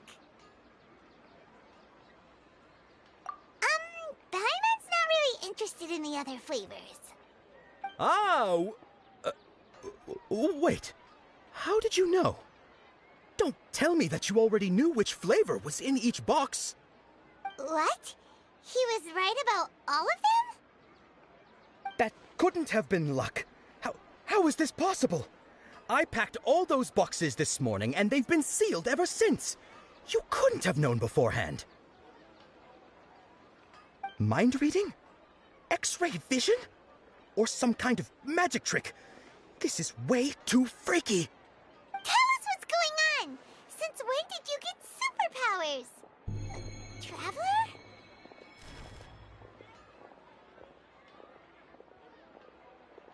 Hey, where are you going?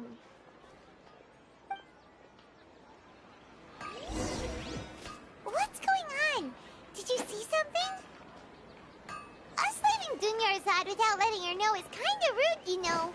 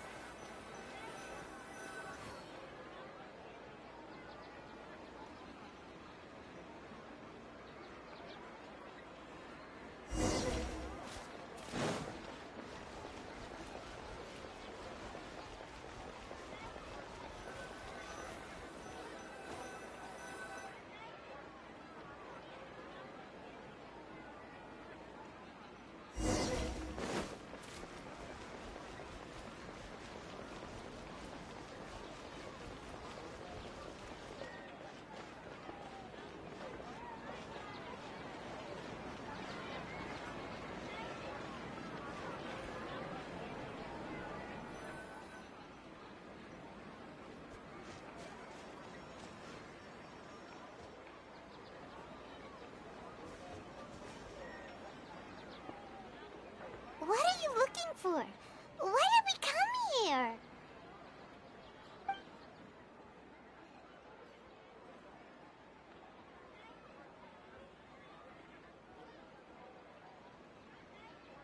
Traveler?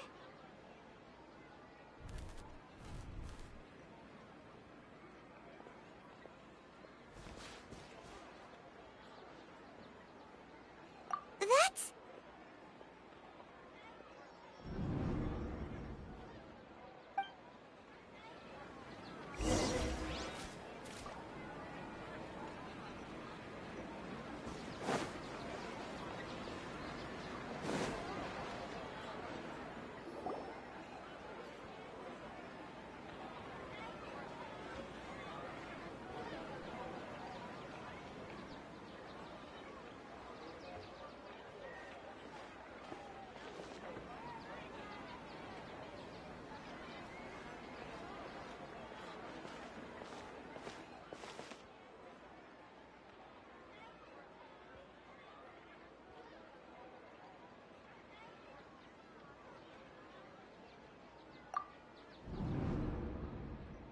Look!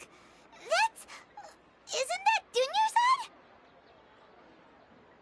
What's happening here? Why are there two Dunyarzads? You already know that this isn't your first Sub-Zero's festival, don't you? I'm sure you already know how to use this. A knowledge capsule? Where did you get it? What's inside? You should use it too, Paimon. You know Paimon? Well, this seems kinda sketchy, but Paimon feels like this is what we should do.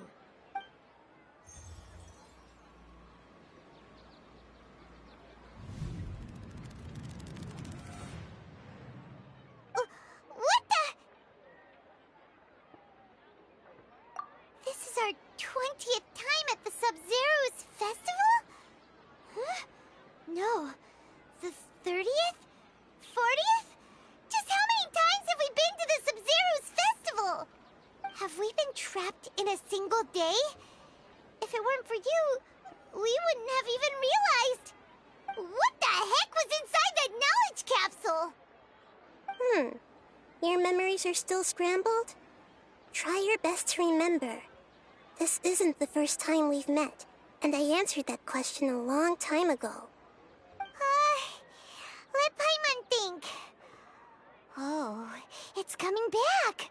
Meeting you was the real catalyst for restoring our memories, and the knowledge capsule was just your means of showing our minds the way. What about everyone else? Why are you only helping the two of us? Your sense of deja vu is stronger than everyone else's, yes? As for an explanation, you two received the blessing of Dendro, and you also have special, sensitive constitutions. It was as if a single sheet of paper was separating those memories from your consciousness.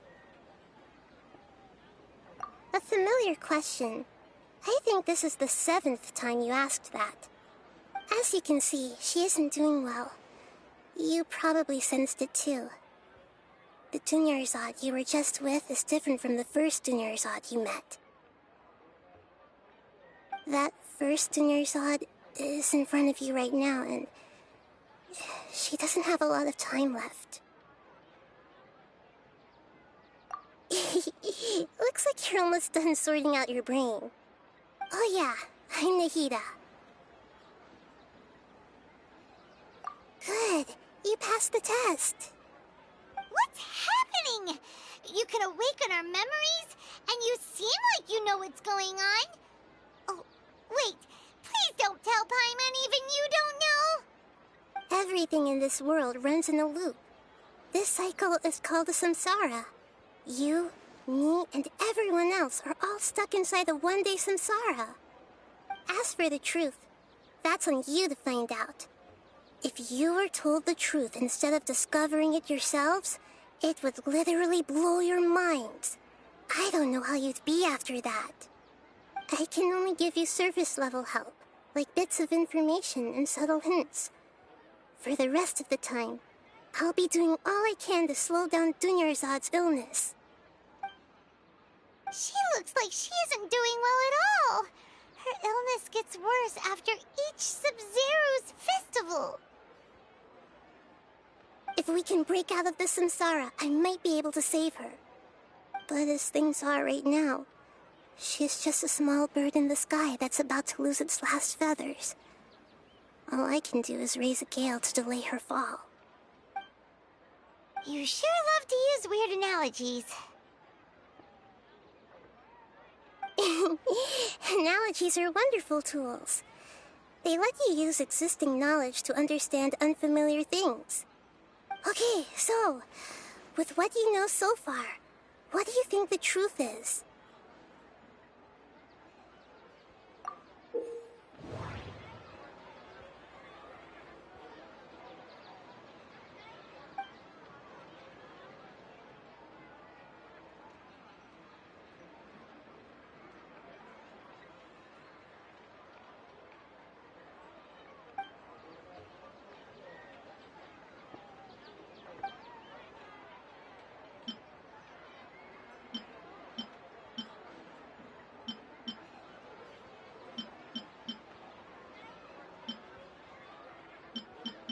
What's happening right now seems to have happened before. This feeling has been getting stronger and stronger. My mind feels exhausted, even though I haven't done too much thinking. What is going on? The moon, illusions, and lies. What do they all mean? The Grand Sage said, "Go celebrate the birth of that god to your heart's content." Did he mean something more? We've already experienced the Sub-Zero's festival many times, and the day of the festival seems to be in a perpetual samsara.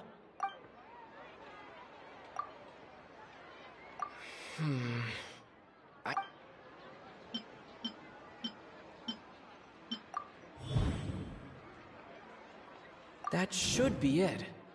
The flow of time is endlessly cycling within one single day. The Grand Sage said, "We've already the moon." A time loop. You've given similarly wrong answers in the past. A pity. Still the wrong answer? Paimon thought that made a lot of sense. It feels like time's just repeating itself. A simple time loop can't explain some of the phenomena. You two are still missing a lot of information. Unfortunately, I can't give you any more hints.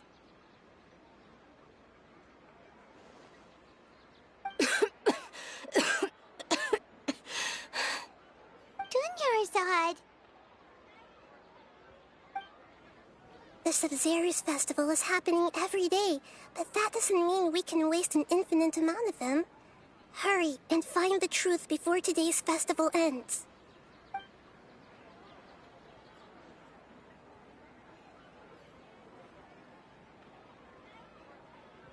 Let's think about our current situation. To save Dunyarzad, we have to escape the samsara of the Sub-Zero's festival. And to do that, we need to figure out what's happening. The truth. Nahida rejected the idea of a time loop, so we must have missed something, right? Paimon's memories say that we've already done this many times, but let's go talk to people again. It's more productive than sitting here and scratching our heads. Why don't we start with those stall owners?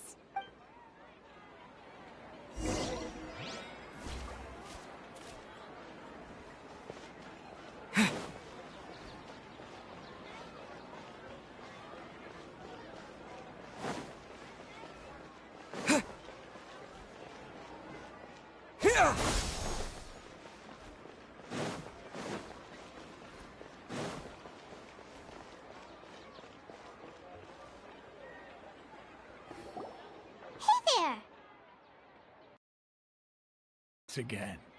Where's your cultured friend?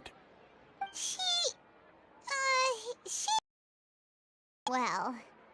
I see. Did you come back to buy something? I guarantee the freshness of my products. I harvested them from the forest. Huh? What brought this about? I hurried back from the forest yesterday, and I'm selling produce here today. I haven't felt anything strange. To put it another way, if you really think about it, was yesterday truly yesterday? Did you actually come back from the forest yesterday? What kind of philosophical nonsense is this? Are you two daydreaming? Didn't you know that no one dreams in Sumeru? Go somewhere else if you want to find someone to daydream with. He actually has a point. Is this a dream? Is everyone dreaming? True. It's so weird that people here don't dream. Why is that? Anyway, if this all really were just a dream, we would have woken up a long time ago. Let's keep asking around.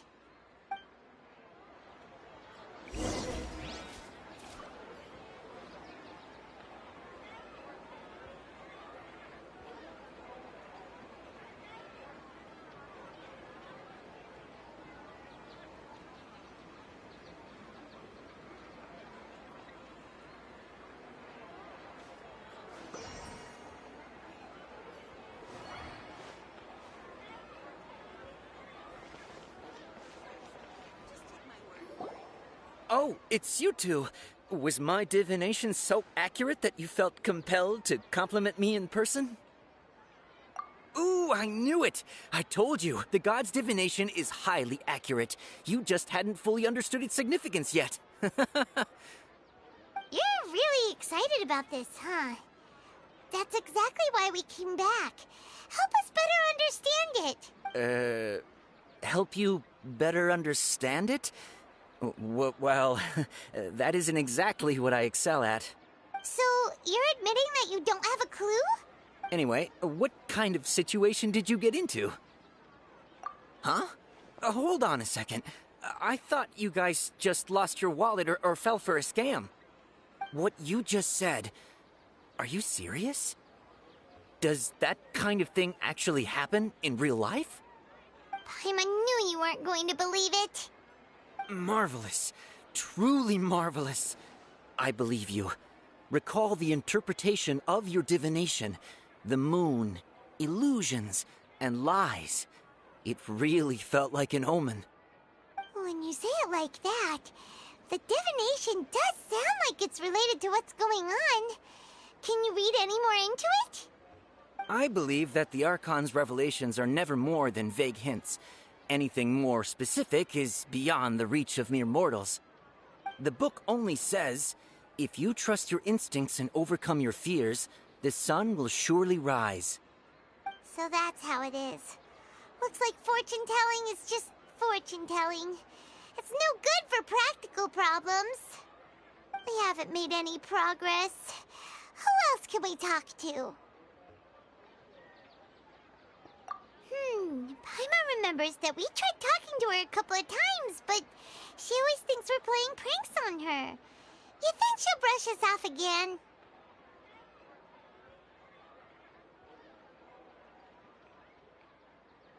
Yeah, if we tap into Dia's strong sense of responsibility as a mercenary, then she'll definitely take us seriously. At this time of day, Dia's probably just finished beating up those kidnappers. Let's go find her.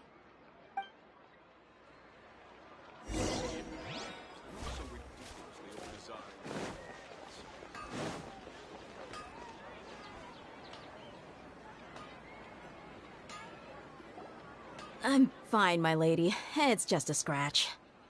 Perfect timing. Both of you are here. Paimon, Traveler, you came at just the right time. Listen, there was a dangerous Huh? You saw?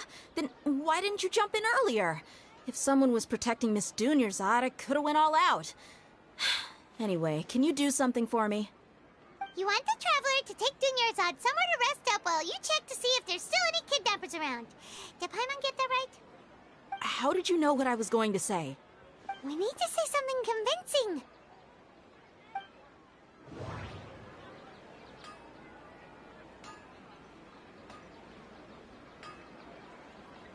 People in Sumeru don't dream. What a strange phenomenon.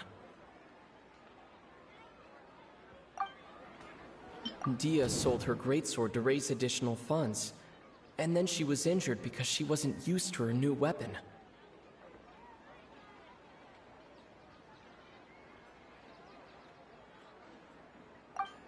The moon, illusions, and lies. What do they all mean? My mind feels exhausted, even though I haven't done too much thinking. What?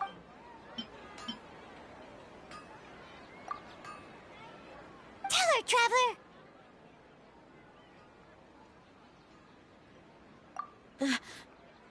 I didn't tell anyone about that. Including Miss Dunyarzad. You couldn't have known. And just now, you literally took the words right out of my mouth. What's going on? All right, so this is the situation.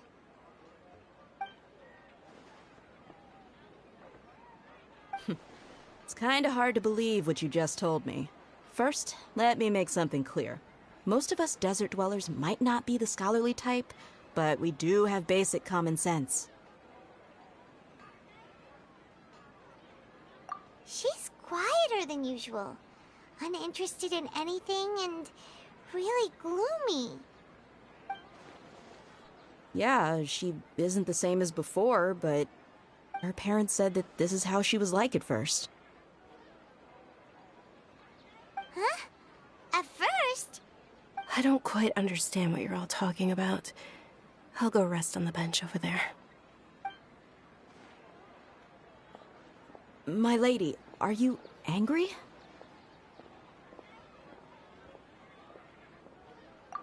All right, I'll give you the benefit of the doubt since you knew about my greatsword. Let's make this a quick trip. Miss Dunyarzad isn't completely safe here.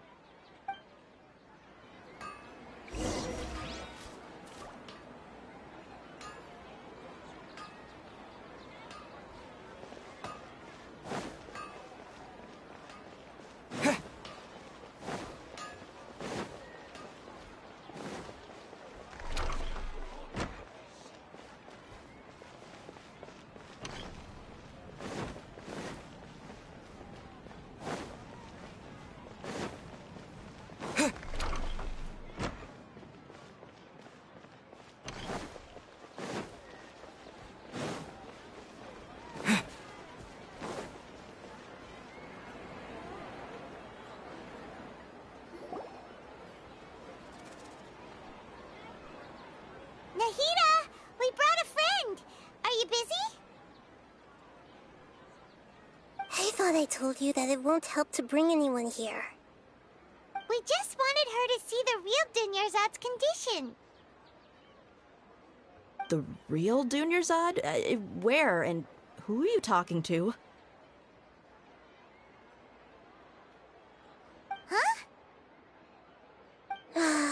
told you that you two are special.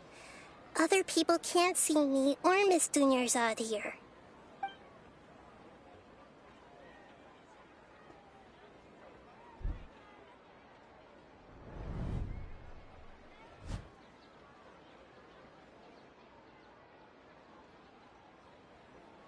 Hold on. Over there. Is that? Wow. How perceptive. Does she have invisible antennae? Miss Dunyarzad, she's lying down here, isn't she? How's she doing? Her condition's really bad, and she's basically in a coma. How did you know she was here? I can sense her aura. There are also lingering feelings of something like regret or disappointment. What happened? Do you believe us now? The Sub-Zero's festival has been repeating itself. So, you think the sages are behind this? Yeah, they've always been against us. Wouldn't surprise me if they're using the Akasha to intentionally repeat the Sub-Zero's festival as a sick joke. You have a point. Aside from the Dendro Archon, the Academia's sages are the only ones in Sumeru who could pull off something like this. Maybe there's more to the Akasha than we know. Right! Didn't you awaken our memories using something that looked like a knowledge capsule? That means you must know something about the Akasha! The Akasha relies on the power of a gnosis to operate, as it is the manifestation of the God of Wisdom's power. It compiles the wisdom of the entire populace, and it grants knowledge to the people. A gnosis could do that? No wonder the Akasha is so magical. It's being powered by the gnosis of Sumeru's Archon. So, this Nahida you mentioned, what did she say? She said, and Paimon quotes, "The Akasha relies on the power of a gnosis to operate. Compiles the wisdom of the entire populace and grants knowledge to the people. Wait. I get the grants knowledge part. That's what people have always used the Akasha for. But compiling the entire populace's wisdom? How does that work? Did she mean that the sages enter new knowledge into the Akasha? Oh, yeah. That sounds about right. What do you think?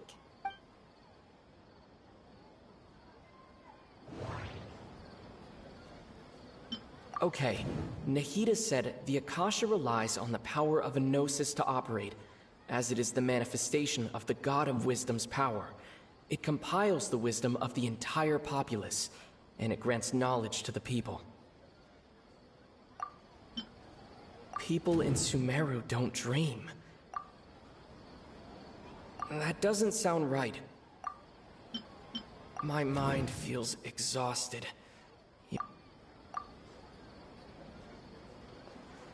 You mean the Akasha is causing our mental fatigue? Huh.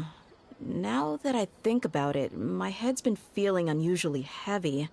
When the desert dwellers set off on their quest for knowledge, a sage once said, knowledge always comes at a price. Compiling the entire country's knowledge. You think the Akasha pulled a 180 and is extracting information from us? Who knows? The Akasha can put knowledge into our heads, so who's to say that it can't also poke around in there? We don't know any specifics. What's the point of doing something like that?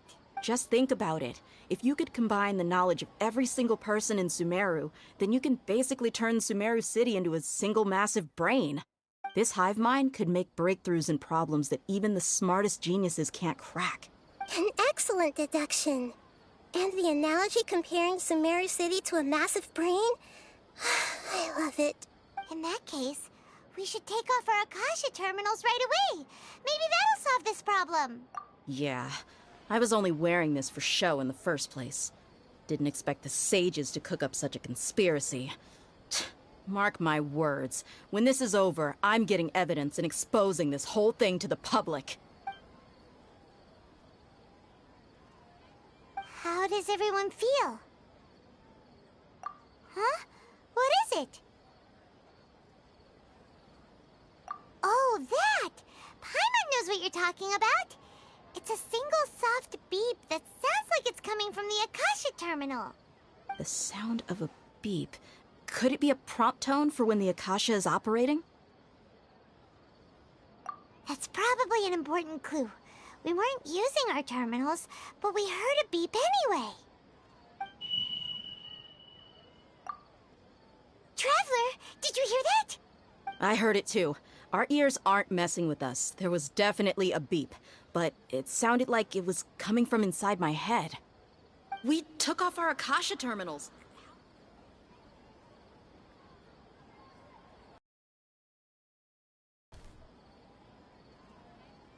Phase runtime has exceeded its expected length. At this rate, there may be casualties. But we cannot lose all of our progress.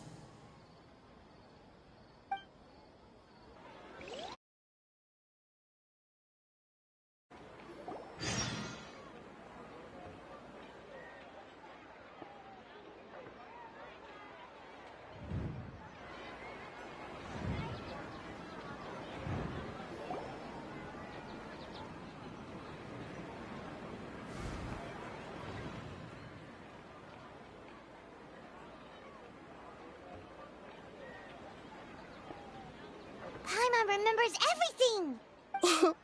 Good. You adapted quickly this time.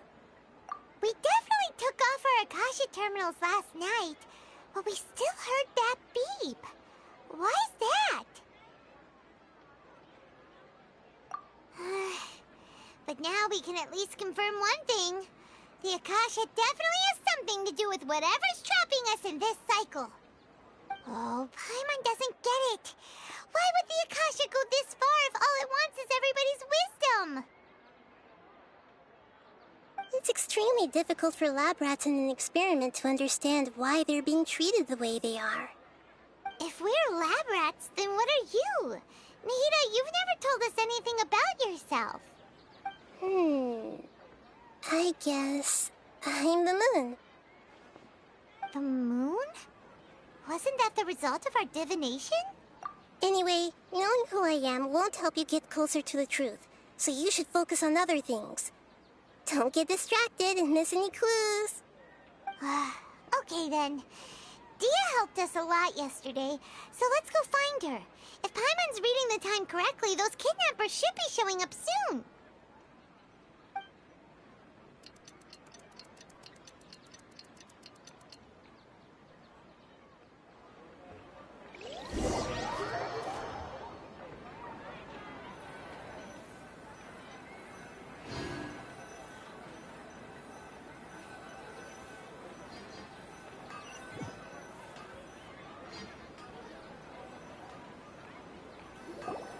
Ah, there you are.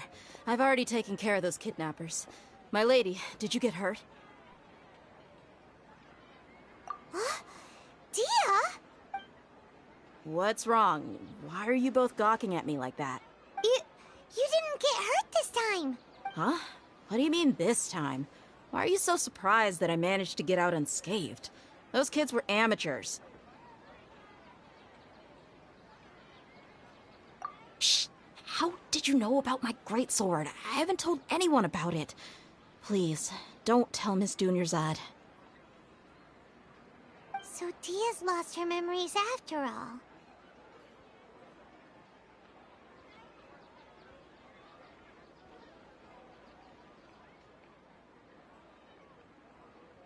Anything strange? You already know that I got a new greatsword. If I had to say something, it's weird how such a new weapon could feel so familiar. It's as if I've already used it to fight a countless number of battles. You're saying that although you don't remember using it, your body feels like it does? That's right. Both mercenaries and warriors heavily rely on muscle memory. Only knowing the theory of battle won't get you anywhere. Traveler, what do you think? Yeah, Paimon's feeling really hopeful.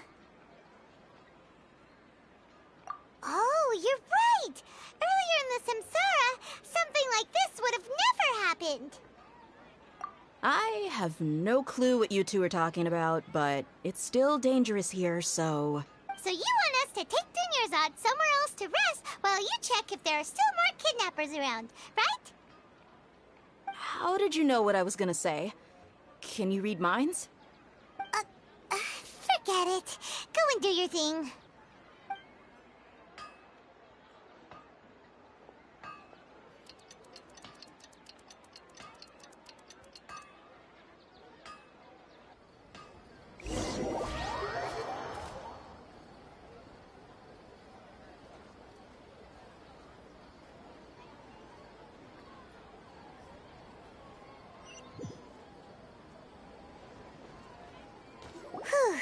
It's finally nighttime.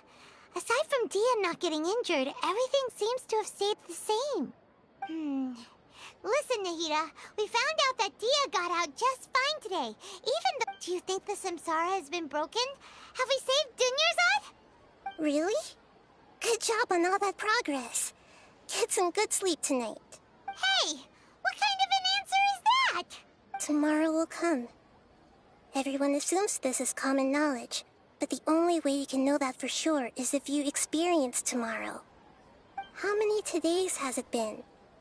Is it possible that today will be followed by yesterday? Does tomorrow truly exist as anything beyond a made-up concept?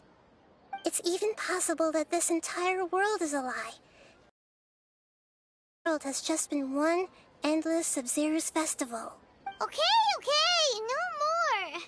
Paimon's brain is already shut down. That's why it makes no sense to waste your energy thinking about things you will learn tomorrow. Get some good rest. You know, use the bathroom and flush your anxiety dookie away. Huh? Hold on, what did you just say? Did Paimon hear you correctly? Huh? People always say they feel a sense of relief after they take a duk-duk. That's why I suggested you could try that. Is that so strange? It's so strange and so against common sense that Paimon's at a loss for words. You were sounding kind of smart just a minute ago. Yeah, even though it's happy and lively at the Sub-Zero's festival every day, it feels like it's been a long time since we've really gotten to relax. Let's go back to our room. Continue the harvest. Compared to what we stand to achieve, these sacrifices are trivial.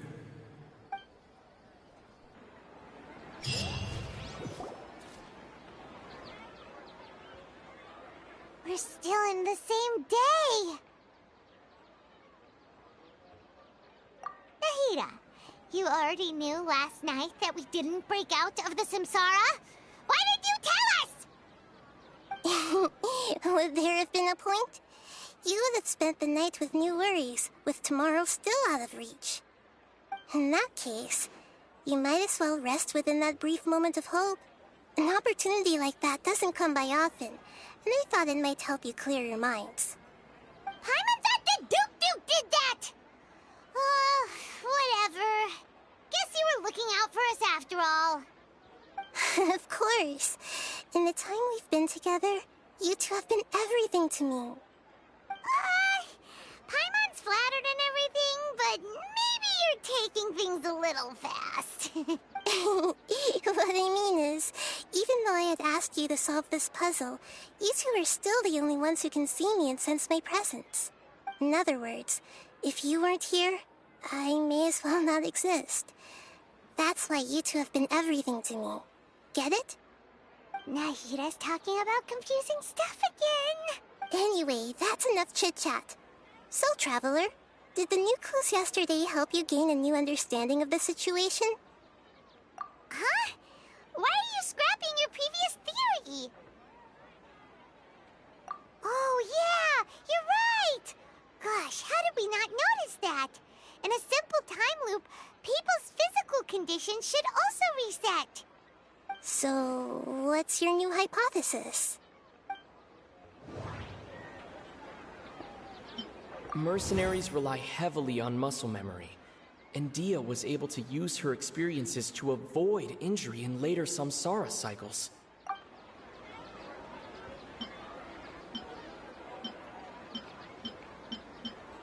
The beep is a prompt tone for Akasha operations. We still hear it every night, even though we removed our Akasha terminals. Okay, Nahida said the Akasha relies on the power of a gnosis to operate. As it is, we've already experienced the Sub-Zero's.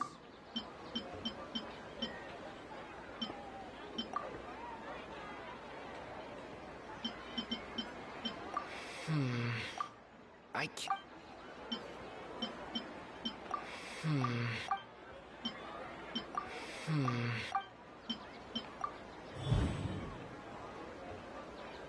If all our memories of a day are erased at the end of that day, then we would unwittingly relive the same day again and again.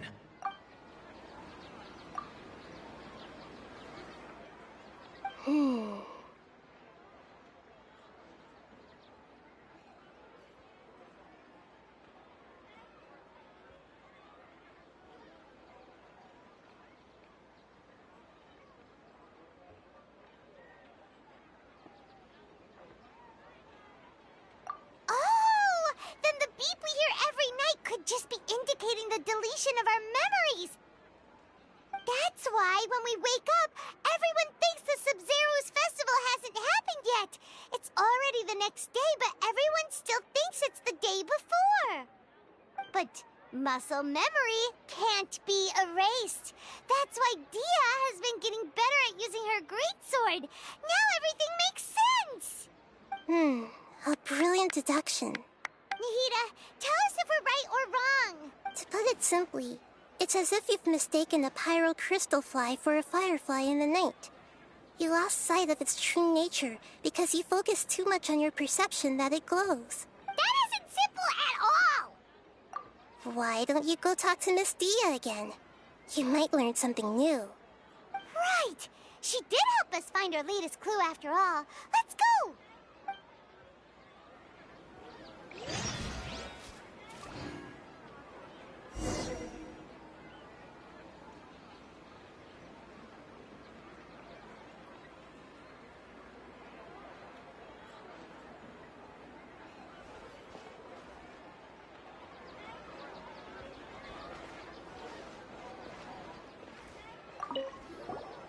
We don't have many more festivals to waste.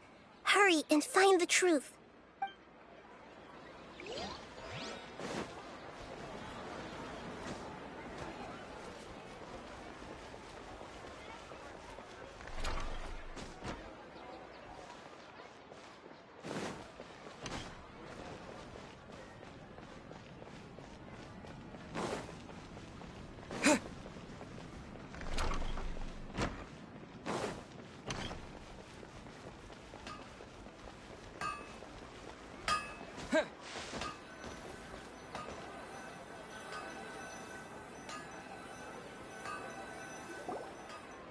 There you are. Really took me a while to find you. As expected, Dia also didn't get hurt today. Get hurt? Why would I? Don't underestimate me. Well, you're still getting used to your new greatsword. Huh. Truth be told, I also think it's pretty strange. It just suddenly felt so familiar in my hands and... wait a second! How did you know I got a new greatsword to begin with? I didn't tell anyone about it. Traveler, could you explain the situation to her today? Paimon's gotten a little sick of doing it. Oh, that works.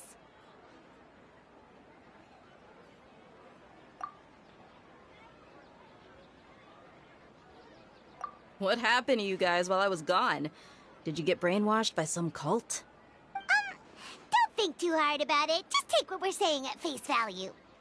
Alright then, let me get this straight. You're telling me that my body's already gotten used to this greatsword, but my brain just doesn't remember it? Yes, your memory's being erased every day. Then I'd have to disagree. That's impossible. Oh? Why do you think that? If we've actually been reliving the Sub-Zero's festival day after day, then what happened to the things we used, the money we spent, the food we ate? Common sense says my wallet should have emptied itself a long time ago. There's no way I wouldn't have noticed that.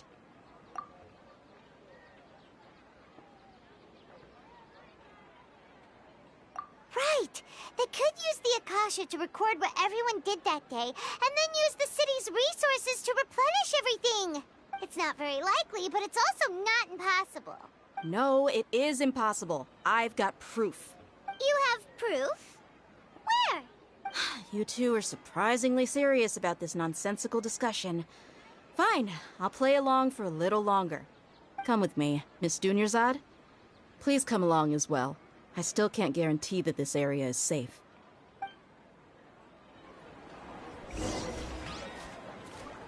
Paimon can't believe it's Dia who wants to show us something this time. 2 days ago, we were the ones taking her to see Dunyarzad.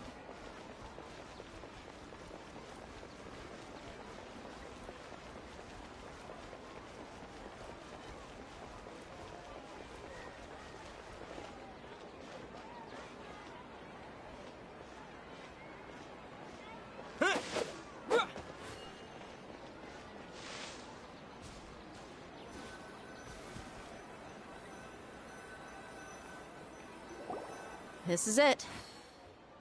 Huh? This is a wooden training dummy. What about it? See those marks on the dummy? Those are the result of several days' worth of practice. Let's say the sages didn't replace it every day. Shouldn't it be hacked to pieces by now? That's true, but what if they did? Then the sages would have had to reproduce every mark I left during previous training sessions. I'm a professional fighter. My martial school has always emphasized the importance of refined control. The force, angle, and entry point of each strike is calculated and deliberate. That's why I remember every mark on the dummy, as well as my state of mind as I made each strike. It's just as they say, each swordsman has their own unique style, and even the same swordsman can't make the same cut twice. It would be impossible to copy these marks. Really impossible? What if they used some fancy machine to carve every single mark? People often say that a camera's photo can never replace an artist's painting because the former has no spirit to it.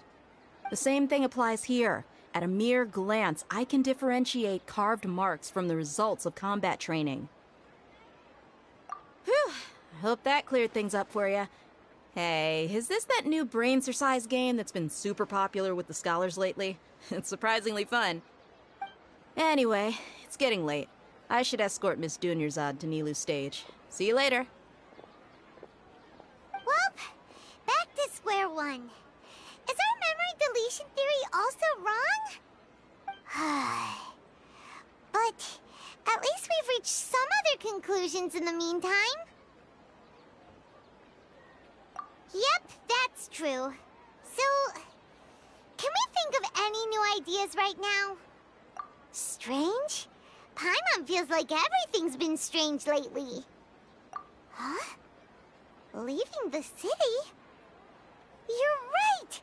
It's really strange how we never thought of such a simple solution! Many things should become clear if we can confirm the flow of time outside of the city. Paimon can't believe it! Did we miss this because we're tunnel visioning too hard on our other theories? Or because we're just too tired? How about we go back and ask Nahida? Maybe we've forgotten something about leaving the city.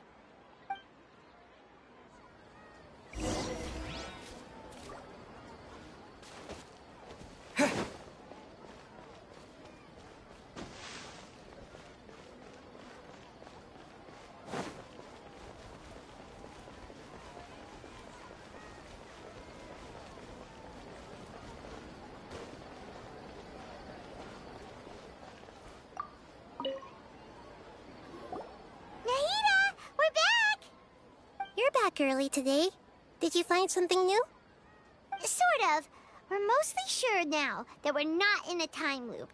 And we also aren't in the real world. But at the same time, we have a new question.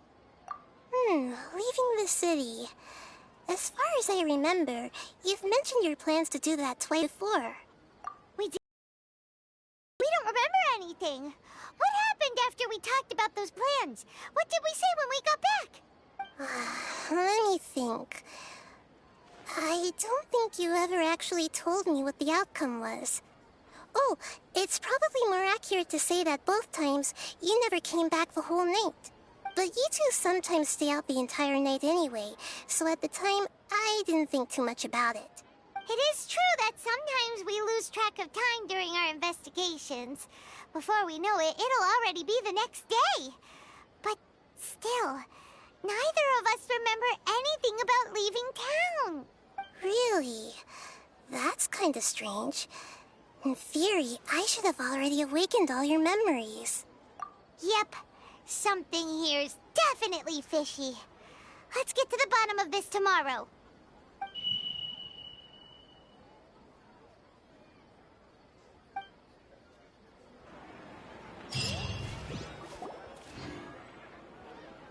Our memories are back! About that... Well, where should Paimon begin? Traveler, aside from your memories that were just restored, I have another message for you. Listen to it and you'll understand. Can't go back. There are countless spaces here. Our Sub-Zeru's festival in Sumeru City is just one of them. Traveler, you should be missing 2 days' worth of memories. Paimon will fill you in. It's time to carry out our plan from yesterday. Okay, let's go.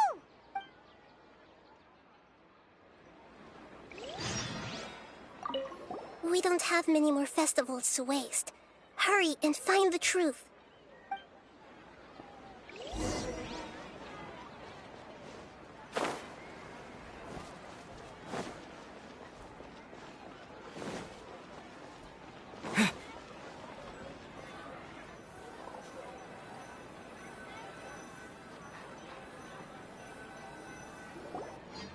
Why can't we leave the city? What is the Academia up to now? Don't ask me. It's not like I can tell you anything. This is a direct order from the Grand Sage. Just wait until tomorrow. I have a real emergency. My goods have already arrived at Port Ormos. If I don't hurry, they'll be stolen. That's your problem. Make sure you make a request in advance next time. But it's not like you can just predict business matters in advance.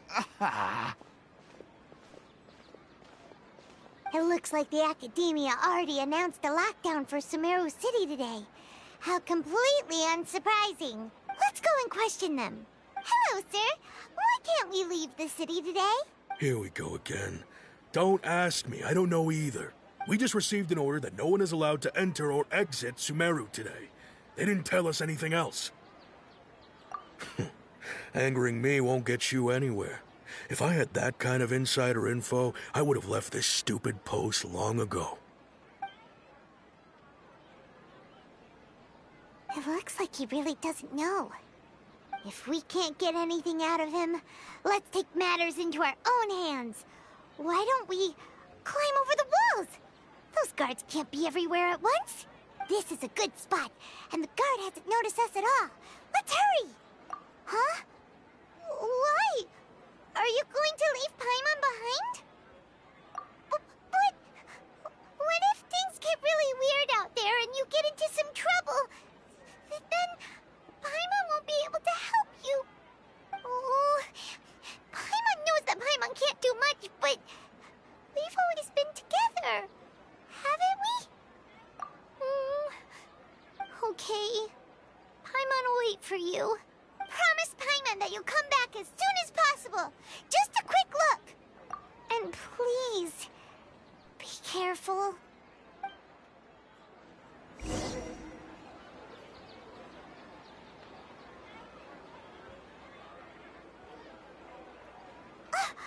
Memories! Traveler!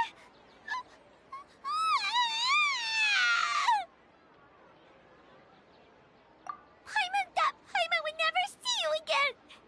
You just disappeared! Paimon waited for you for hours and hours at the city wall and you never came back! You promised Paimon that you were only taking a quick look! Paimon, calm down. He's here now. I don't think he understood what you were saying. wanted to go look for you, but you also said that Paimon should stay! Paimon was so worried and so scared the entire day!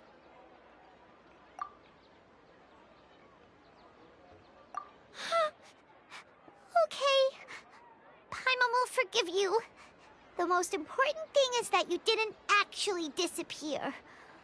Oh, Paimon was so scared that you had gone into another world. Okay, Paimon, can you tell us your perspective of what really happened yesterday? I see. Using two people's different perspectives. After that, you left the city. Paimon kept her eyes on you the whole time, but then you disappeared in an instant. No way! Paimon was watching you with the fullest attention. What's your perspective, Traveler? You sure you don't have any memory of this? I guess that explains everything. You also lost your memories the last 2 times you tried to leave the city. Those days' memories can't be awoken. So, if we leave the city, our memories will be completely erased? It really sounds like something big outside of the city is being hidden on purpose. But this way, we'll also never discover what's outside. Something like a message? But how can we send it back? Don't look at me like that. I'm not used to being stared at. Well...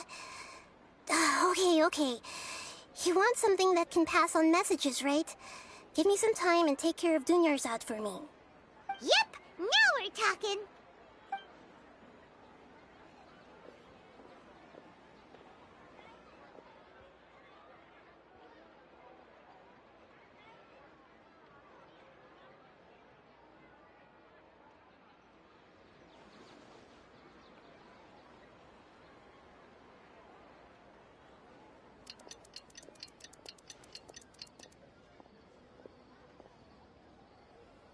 I'm done.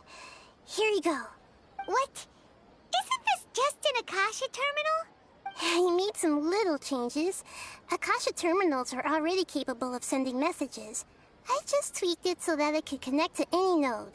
To make something like this? Nahida, you really know the Akasha like the back of your hand. Anyway, we can use this now to record a message, right? Yep. I'll help you save the messages. It should be pretty easy to use. I just can't guarantee the user's status and signal coverage when they're outside the city. We'll never know until we try. At least we're taking the initiative now. Let's go then. Let's expose those sages. All right. Paimon isn't as worried about being separated since it happened once yesterday. But Paimon still isn't happy about it. Okay. See you tomorrow, Traveler!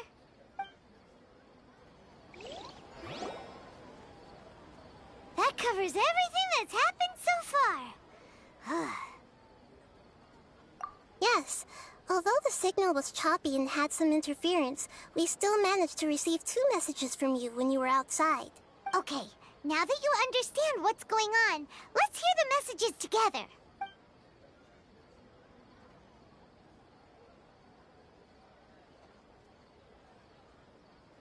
Can't go back. There are countless spaces here. Our Sub-Zeru's festival in Sumeru City is just one of them. I've entered another space. Before me are flowing sandstone and howling fish. Impossible and surreal sights. All these spaces are empty except for the occasional ones that contain mute puppets rather than people. I can't sense any human presence.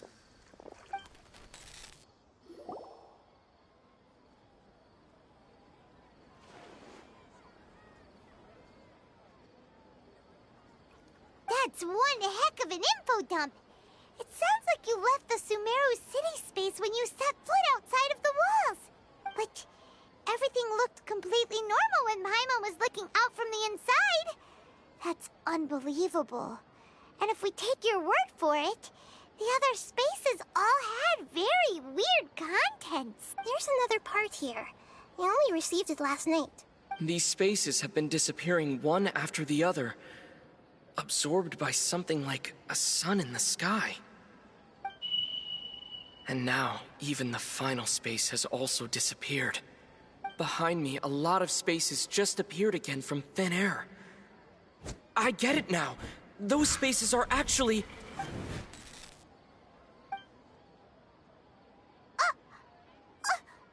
Why did the message end right there? What did the Traveler want to say? What are those spaces? Probably because yesterday just happened to end at that moment. Oh, right. Paimon did hear a beep from the Akasha. Did it come from here or from the message? The message. It should have come from the Traveler's Akasha terminal. After the beep, Traveler said even the final space has also disappeared. Traveler, what do you think that final space could have been? All the bizarre spaces I saw outside the city had one thing in common. A lack of human presence. Was that space actually the real world? But wouldn't a real space just randomly disappearing like that be catastrophic? My impression is that each day in this samsara only ends at the sound of that beep from the Akasha. That doesn't sound right. I need to carefully think things through. That doesn't sound right. Oh, so that's what it is!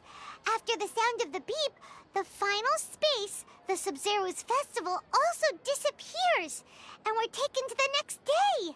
Later on, Traveler also mentioned a bunch of new spaces materializing behind them. Do lots of new spaces appear every day? Paimon's head is spinning. Just what are these spaces anyhow? Well, consider this.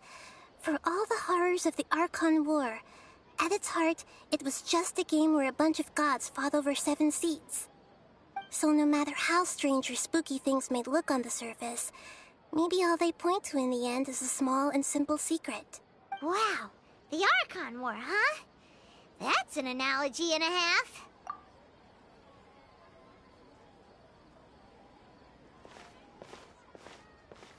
Hey, where are you going?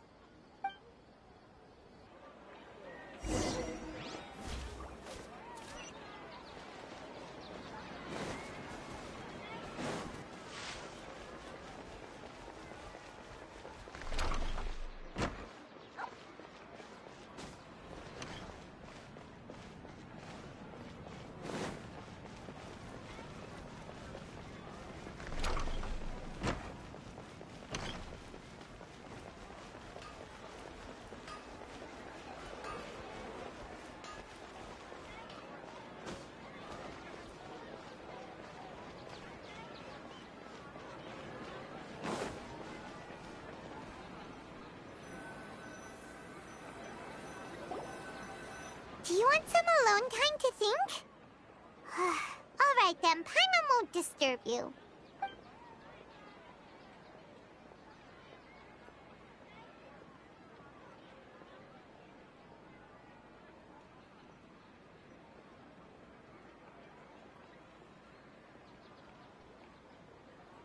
The dance of Sub-Zeros is about to begin.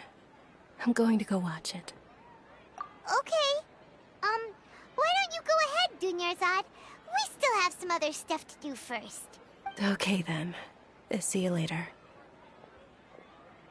Have you figured it out yet, Traveler? Time is ticking away. Awesome! What is it? Paimon wants to know. Oh, wait, no. Let's meet up with Nahida first. You can tell us both together.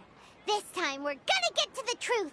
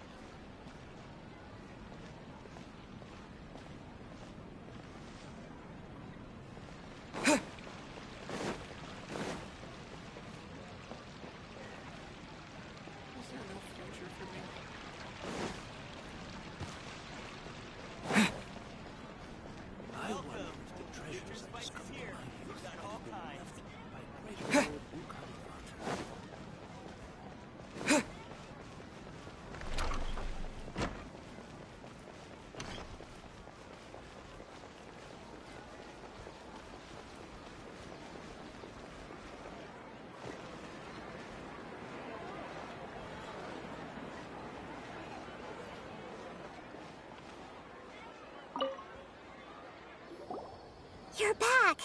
I've been waiting forever for you two. Judging by the looks on your faces, are you ready to take your Sub-Zero's exam and graduate from the festival? Okay, first off, have you discovered the hidden truth?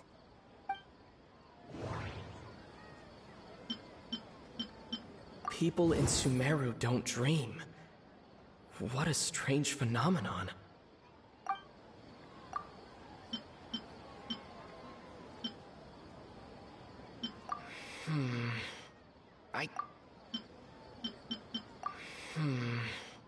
I can't seem to cohesively piece everything together.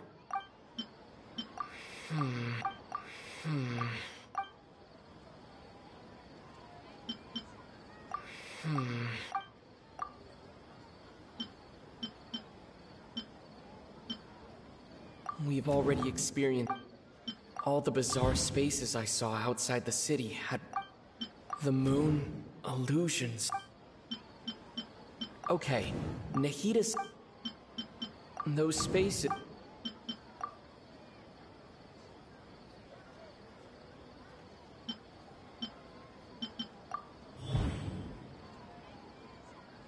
We are all in a dream. It isn't that the people of Sumeru don't dream. Rather, the Akasha is taking their dreams from them.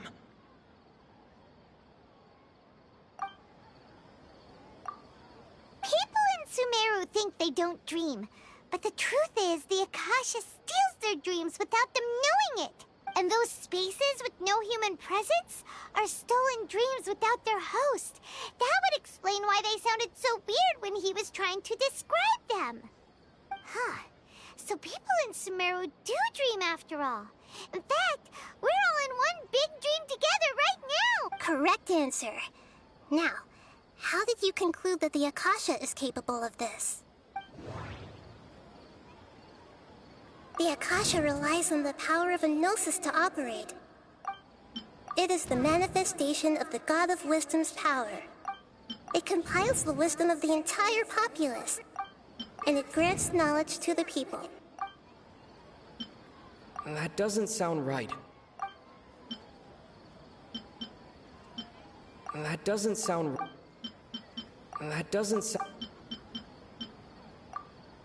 Oh, okay. Those dream-controlling creatures in the forest also get their power from the Dendro Archon, right? That would explain why the Akasha has the ability to control people's dreams, too. But is stealing everyone's dreams really how the Akasha compiles their wisdom? Isn't there anything more to it than that? Dreams are fantastical, complex, and full of imagination. People's brains are the most active when they're dreaming. In other words, dreams are rich bundles of human wisdom. So, in other words, the complete opposite of how Hypatia understood it. Paimon remembers her saying that the sages think dreams are foolish delusions, and the fact that no one dreams is a blessing from Greater Lord Rukkhadevata. So it was all a dirty trick? The real story is that the sages from the Academia are using the Akasha to steal people's dreams for their own use, huh? Oh? By the sounds of it, you understand the current situation pretty well. So then, what about the Samsara? The beep is a prompt tone for Akasha operations. We still hear it every night. Those spaces kept disappearing before my eyes. But as soon as that beep sounded, many more spaces materialized. Those dreamscapes kept vanishing, but as soon as that beep sounded, more new spaces appeared.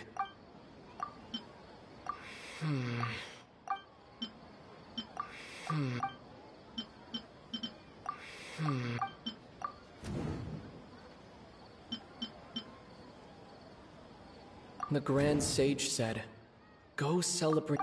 My mind feels... My mind... We've already experienced the Sub-Zero's...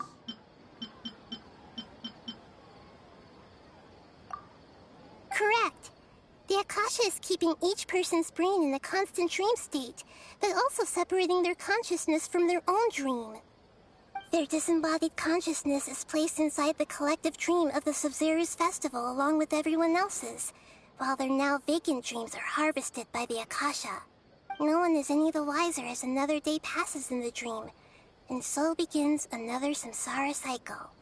People wake up to yet another dream about the Sub-Zero's festival. The dreams that belong to them are once again harvested by the Akasha, and so it continues. So, this is like a dream factory, and the Akasha is a dream harvesting machine. Did Paimon get that analogy right? Very good, Paimon. Using analogies well is an excellent habit to get into. Okay, so that beep we keep hearing is actually from our real-life Akasha terminals. Taking off our terminals in this dream doesn't do anything. All right, last question. Who am I? They say that alchemical divination is the Dendro Archon's divine revelation. So then, if Nahida has referred to herself as the moon... So you noticed. I thought that one would be the hardest question. That's why I put it last. That wasn't hard at all. Even Paimon guessed that. Everything about you is different. We just didn't want to expose you is all. Now that you mention it, Nahida, you've been hinting to us since the very beginning. It's funny. Thinking back to when we were asking all over the place for info about Lesser Lord Kusanali. Paimon didn't expect to meet you like this. Yes, those can wait until we're back in real life.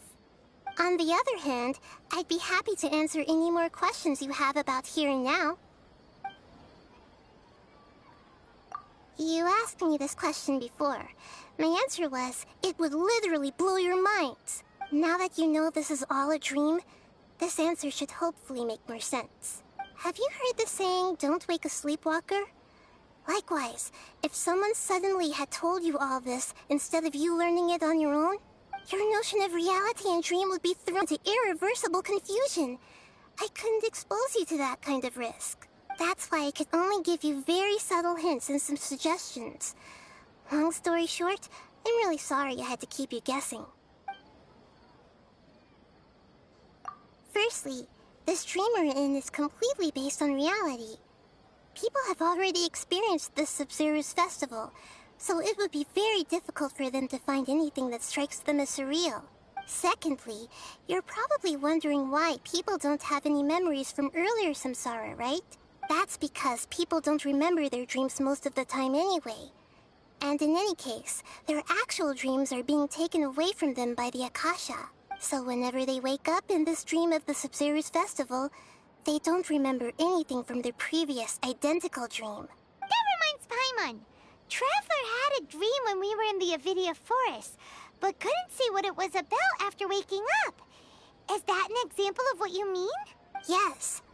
Only after receiving the blessing of Dendro can a person gain the Dendro element's dream-enhancing power.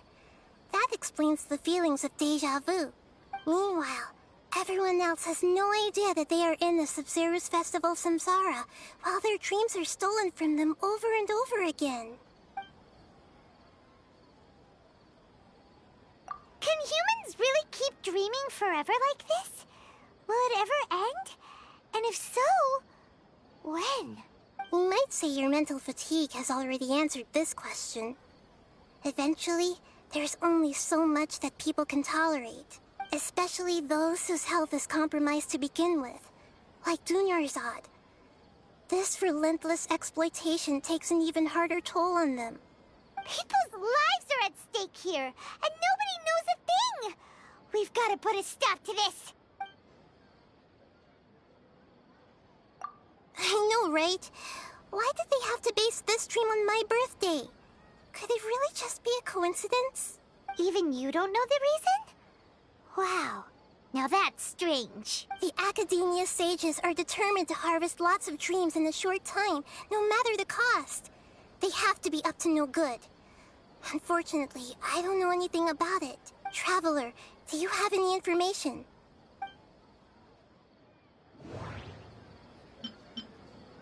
The Grand Sage said, "Go celebrate the birth of that god to your heart's content." Celebrate the birth of that god? Could it mean...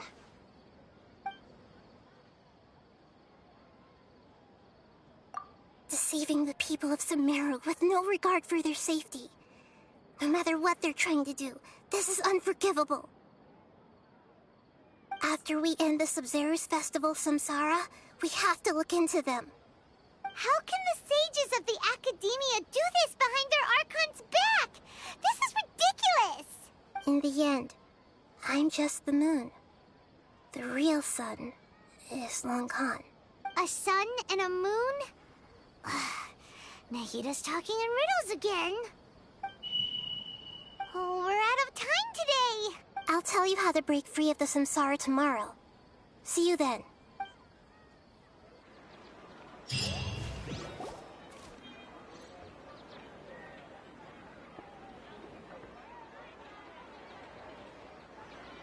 Good morning, Nahida. Wait. Now that Paimon remembers everything, should we instead say good morning, Lesser Lord Kusanali? Hey! What's wrong, Nahida? You don't look too good.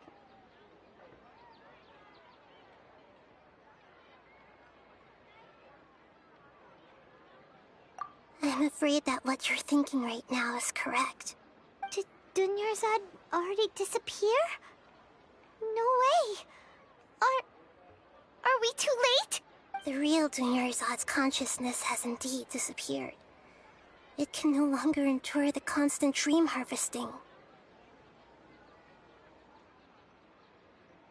Paimon can't believe it.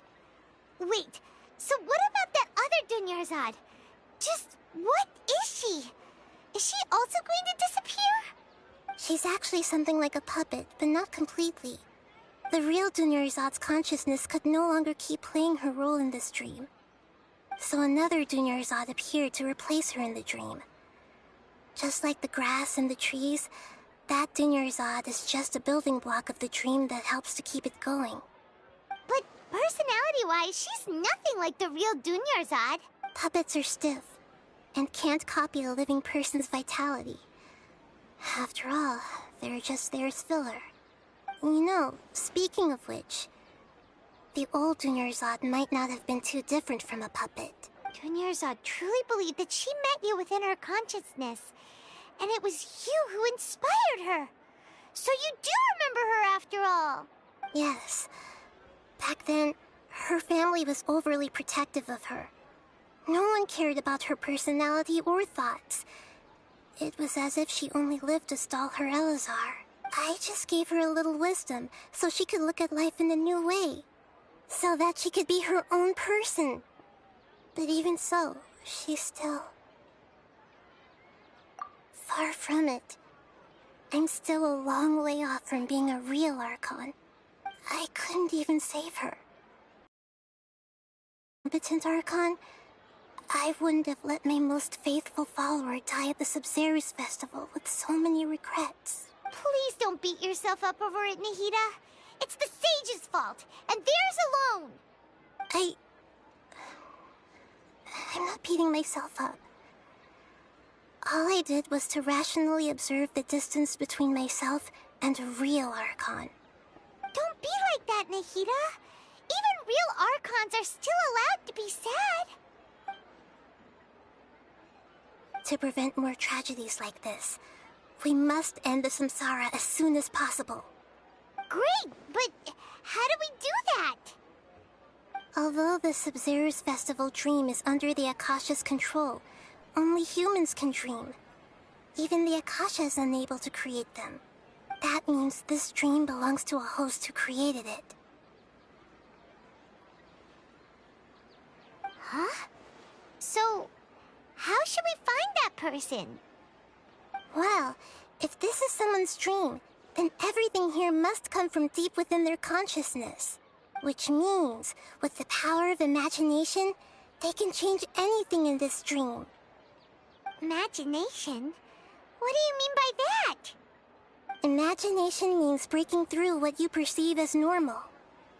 Like when the server at a tavern brings a plate to you, you'd naturally assume that food is on it. However, if you're the dream's host and you become aware that you're dreaming, when you imagine gold and more on the plate, the dream will respond in kind, and the server really will bring you gold and mora. But right now, our host is unaware that this is a dream. No matter how many times be food. Find some way to make that person realize that they're dreaming. Usually, once that happens, the person will wake up and the dream samsara will be broken. How are we going to find them, though? If it could be anyone, it'd be like looking for a needle in a haystack. And even if we did find them, how are we supposed to make them realize they're dreaming? After all, like you said, don't wake a sleepwalker. It's extremely difficult, yes. But the only ones who can do it are you two. Remember, everything you've achieved up to this point has all been for the sake of finding the host and ending the samsara. As for me, during this time, I'll be out of town. Out of town? Are you going to that place full of dreams where the traveler went? Yes. I want to try something. There must still be a small wisp of possibility. Hurry and go. Dreams are supposed to be fantastical, romantic, and full of pleasant surprises. Unnecessary things like this samsara need to end. Paimon's still a little upset that we've come this far only for Dunyarzad to... She was such a good person, with such a simple wish. But fate was against her. Yeah, saving Dunyarzad is what kept us going this whole time. But we mustn't lose hope, Traveler. Dunyarzad would definitely want to see us save everyone else. So let's break the samsara for her sake. Paimon's wondering, do you think the sages would get one of their own to be the host of this dream? Feels like it would be easier to control it that way, no?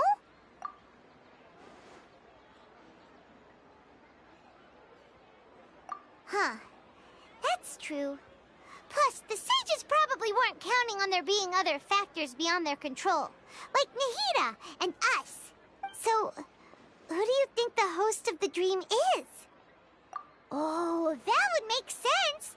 Fairest the Night of Flowers is a symbol of the whole Sub-Zero's festival, right? Pretty core character. Let's go ask him some questions, shall we?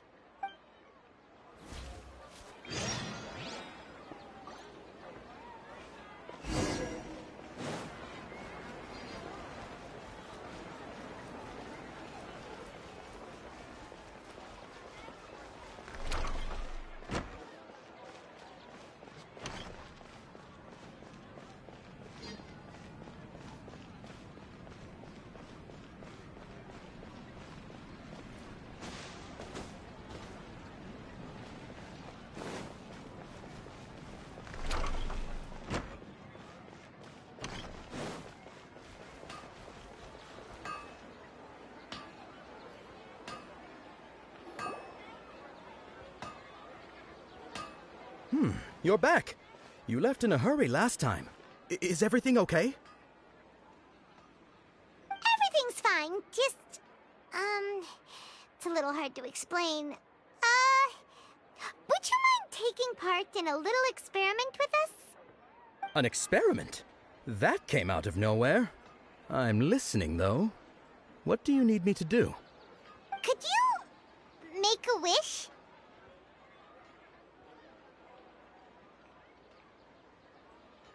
You want me to make a wish? Is that a new Sub-Zero's festival tradition or something? Less questions, more wishing! Okay. My wish. Okay.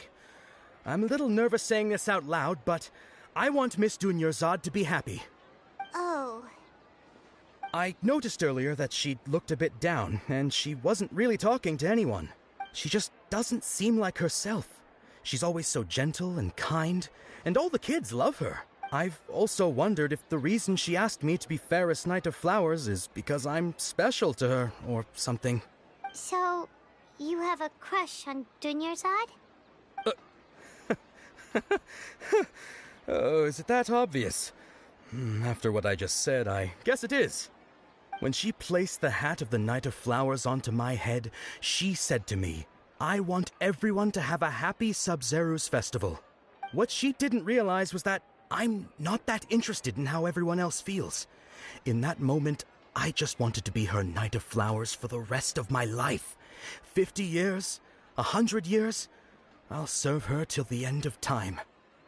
Okay, yeah, that was a bit much. Felt like the right moment to get it off my chest, but that was pretty embarrassing. Okay, I'm ready to make my wish. I would like Miss Dunyarzad to appear in front of me right now with a smile on her face. Here goes. Please come true. I'm gonna open my eyes. Oh, you're... What? Faki? Sorry, but only one portion of Yalda candies per person.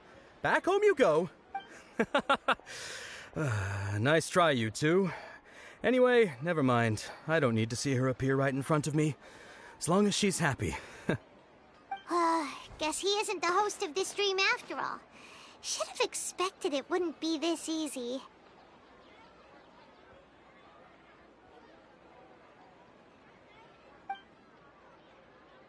It seems like everyone who knows Dunyarzad loves her. But none of them has any idea that she... My lady, step back. That sounds like Dia!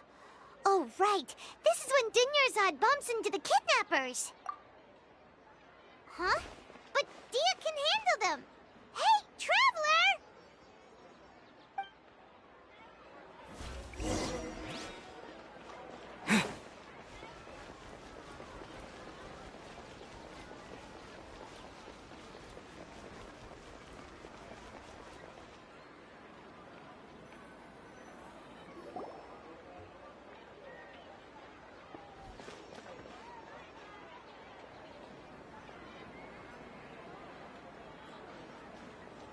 Oh, it's you. Great timing. Please take... Hey, this is my job. The homie Yanni's pay me, not you. You... Fine, all right. Knock yourself out. Why are you so worked up anyway? It's not like I don't trust your fighting skills.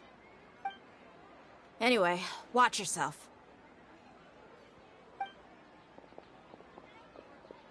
So you got yourself some backup. Suit yourself. You're That's close enough. Propagate! With all my strength. Can't see? Need more. Scatter! You won this one. Let's dance. I'll be back. Just following orders.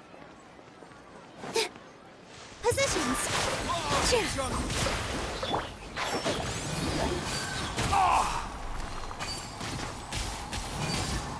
I'll take my leave. Here! With all my strength.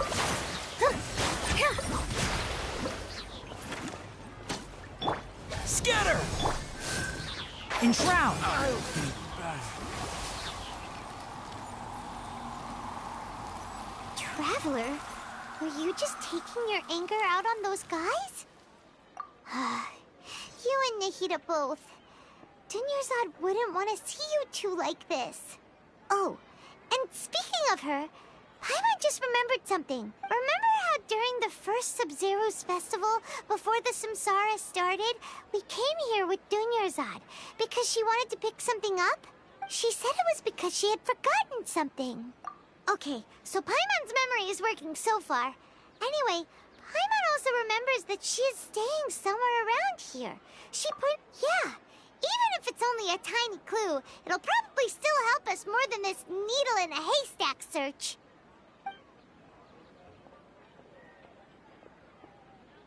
This is the place.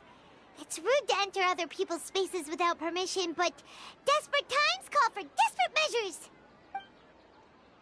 Hey, the windows are unlocked. Okay. Paimon's gonna take a peek inside.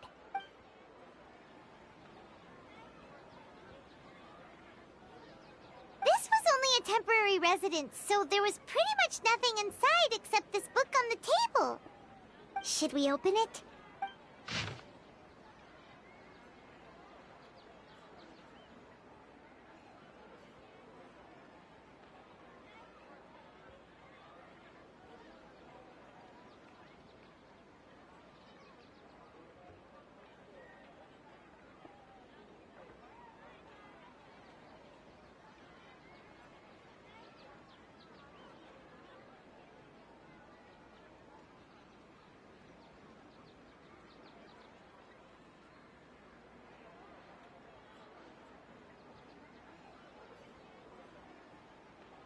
Wow. Dunyarzad wrote all of this. Sounds like she was always thinking of us even while we were away. Even though she was also busy preparing for the Sub-Zero's festival and had all her health problems to worry about. She must have wanted to give this to us as a gift on the day of the Sub-Zero's festival, right? If we hadn't found this book, we never would have known. But now that we know, we can't even thank her. Hey! Where are you off to now?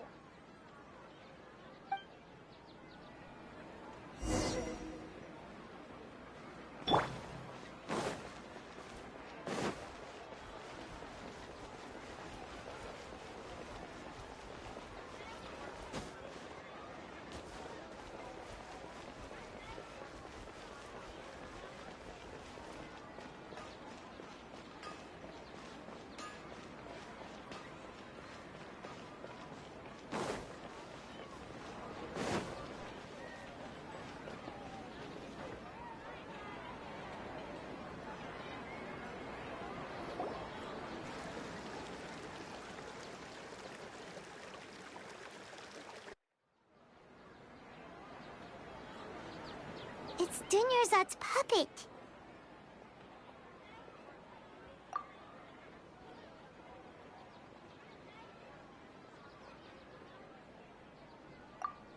Traveler? You must be exhausted. Come to think of it, we've been stuck in this place for a really, really long time. Heck, even the last time we were chatting happily with Dunyarzad feels like an eternity ago.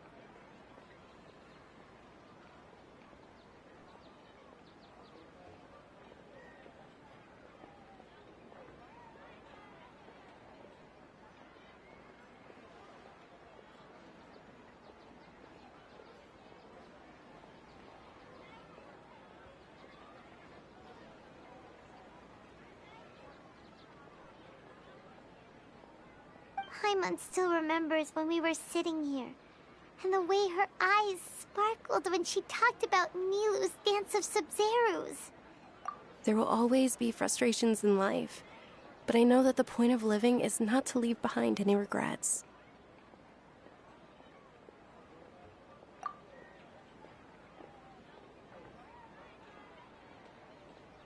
That was what the real Dunyarzad said, wasn't it? Does that mean... Yes, Traveler. What is it? Oh, so she's still just a puppet. But just now, how come... What? Where are we going this time?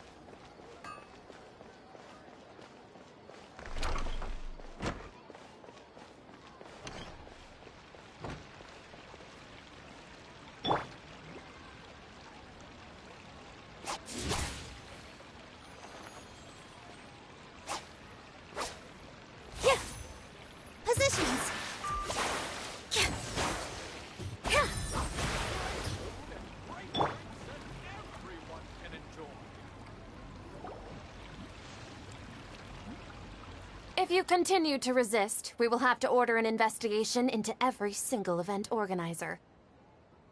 The Grand Sage has already granted you much leniency. I advise that you exercise tact. How did things turn out like this?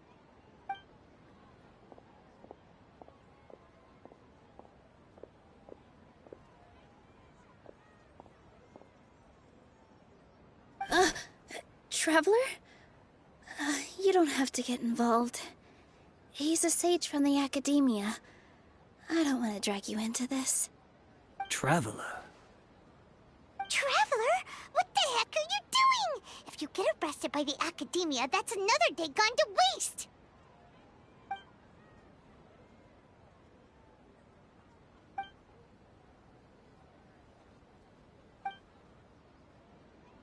Wait, they're not reacting. Have they been scared stiff? Oh, of course! If this is the sage's plan, they wouldn't put themselves through this. So they're just substitutes. What is this? What happened to the Grand Sage and his entourage?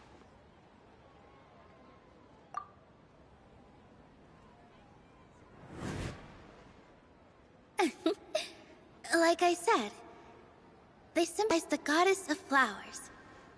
It's just a shame that all the real Padisarahs went extinct after her death. Yes.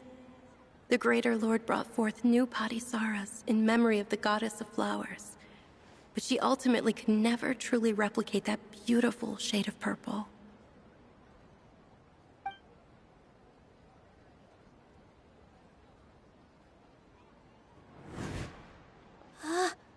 That beautiful shade of purple. Aren't these flowers real Padisarahs? Just like the ones from the legend? I didn't even notice. Dunyarzad, did you find these? But didn't you just say all the real flowers went extinct after the goddess of flowers passed away? So, how? Yeah. What's going on here? Huh? You guys are acting weird. But okay, I'll try. Hey!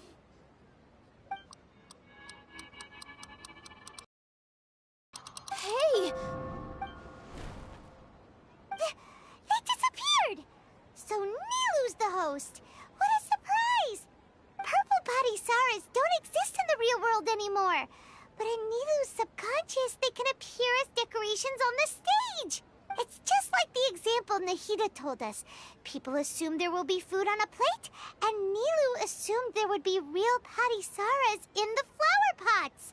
So when you saw the flowers, you instantly knew it was Nilu? But if we want to end the samsara, we need the host to become aware that they're dreaming. How should we make Nilu realize that? Am I dreaming? Huh? So I'm right. Is this Lesser Lord Kusanali responding to our celebration of the Sabzeruz festival? Wrong guess, but you aren't completely wrong either. The point is, what made you think this is a dream? As far as you know, people in Sumeru don't dream, right? Yeah, but have you heard the tale of the first sage? To prevent a calamity, he went on a journey to find the Dendroarchon. Ooh, sounds familiar. Dunyarzad told us a story like that when we first arrived in Sumeru City.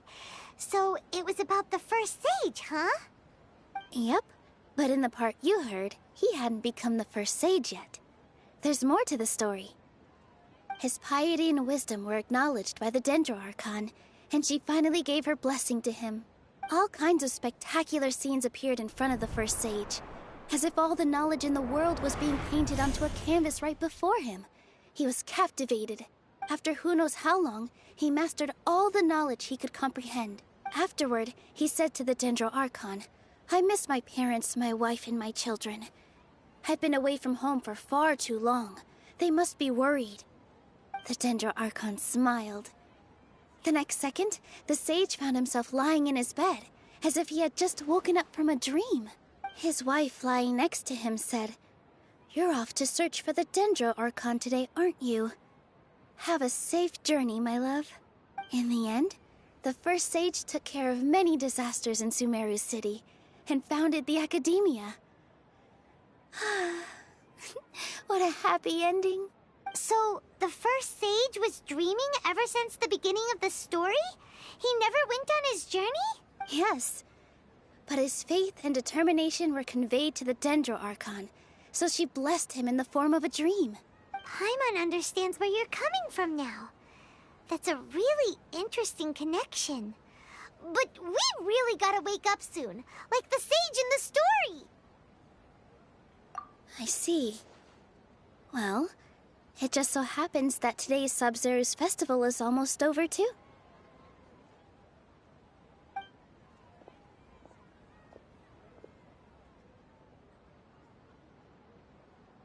Since we're in a dream, let's make this final dance of Sub-Zero's as beautiful as we can.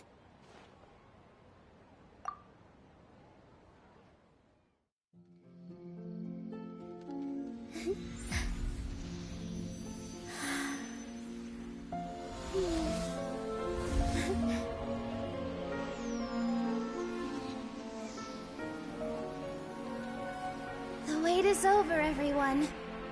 I dedicate this to our god, the Dance of Sub-Zeros.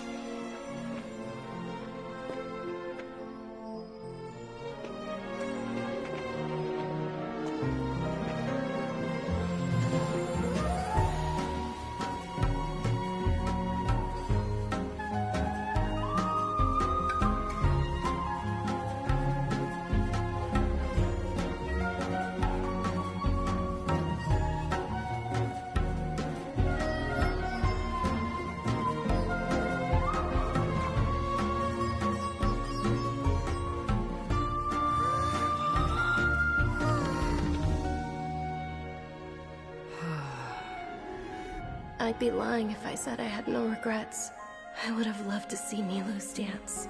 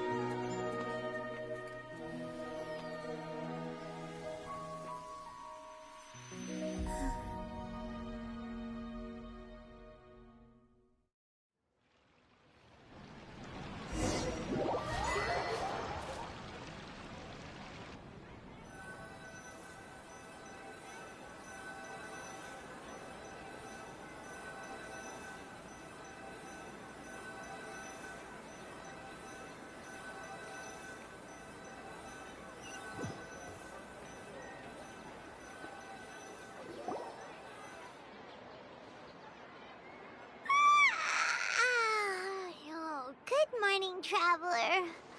Oh, Paimon feels like she's been asleep for the longest time.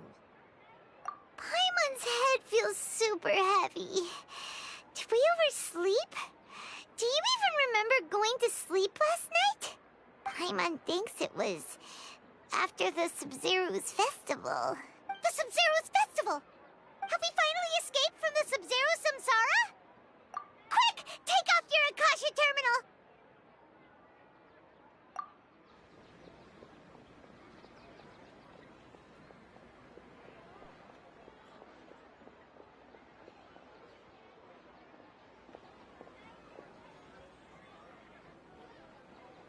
She's not in her room.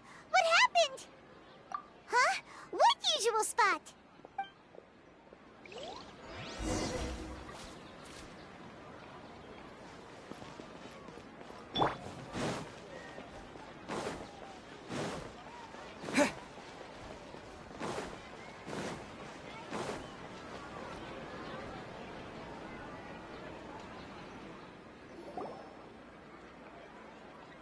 Well done, Traveler and Paimon.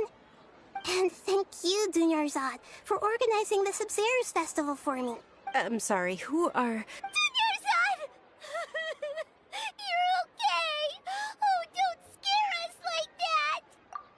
Traveler Paimon. I have something amazing to tell you. I just had a dream, and I saw Nilou performing the dance of Sub-Zerus.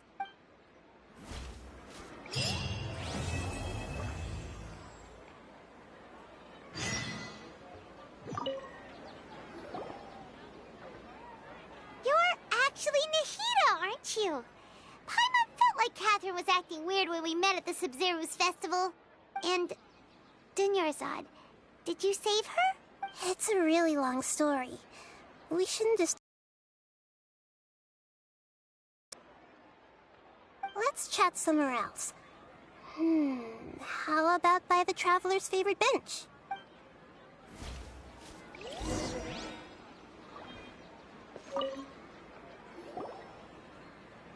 What's going on? Why are you two so excited to see me? Hasn't it only been a night? It's actually been much longer than that. Oh? Strange.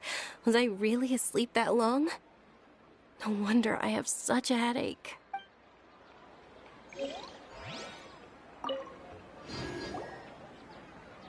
What's going on? Why are you two so excited to see me? Hasn't it only been a night? It's actually been much longer than that. Oh? Strange. Was I really asleep that long? No wonder I have such a headache.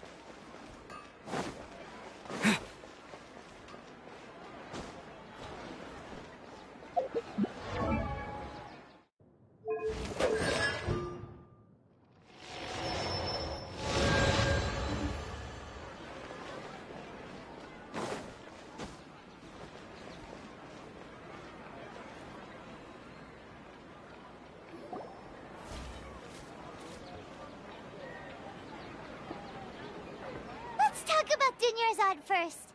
It's such a relief that she's all right. After we parted on the last day of the Sub-Zerus festival, I left the city and saw what the Traveler had described. Among the countless dreams, I found one that was growing fainter and fainter. This proved my suspicion. Once Dunyarzad could no longer bear the Akasha harvesting her dreams, her consciousness began to dissipate. But this also meant it escaped the Akasha's control. Such a small fragment of consciousness can't last for very long, though. It will return to its original dream, where both will gradually fade until they completely disappear. I used all the power I had to keep her dying dream alive as long as possible, but it still wouldn't have lasted for much longer if it hadn't been for you two breaking the samsara. So it looks like we did manage to save Dunyarzad in the end. And not a moment too soon. Huh? Why are you two smiling so happily? I thought you'd be so moved that you'd start crying. I had to spend more time observing human emotions. Both are fine. Everyone reacts differently. All right. You two must have a lot of other questions for me, right? After all, you saved my faithful believer. As your reward, I will answer any and all questions. At the Avidia forest, there was this incense that made the Traveler fall unconscious and dream of a huge tree and a red sky. You also heard someone's voice, right? It said world and forget me. Yeah, so you do know. We've been wanting to ask you what that was about, and if the red sky was related to Conria. It seems like the Traveler established a connection to Irminsul. That was a message left by Greater Lord Rukkhadevata's residual consciousness in Irminsul. Perhaps her last memory before she died. As you two probably know, Greater Lord Rukkhadevata disappeared after the disaster in Conria. The timings of these events do line up, so your suspicions are reasonable. A message from Greater Lord Rukkhadevata? We thought it was from King Deshret. King Deshret? That god who died even longer ago? Some present-day desert dwellers still worship him. You probably just heard some of their conspiracies. Okay, so what does the message mean?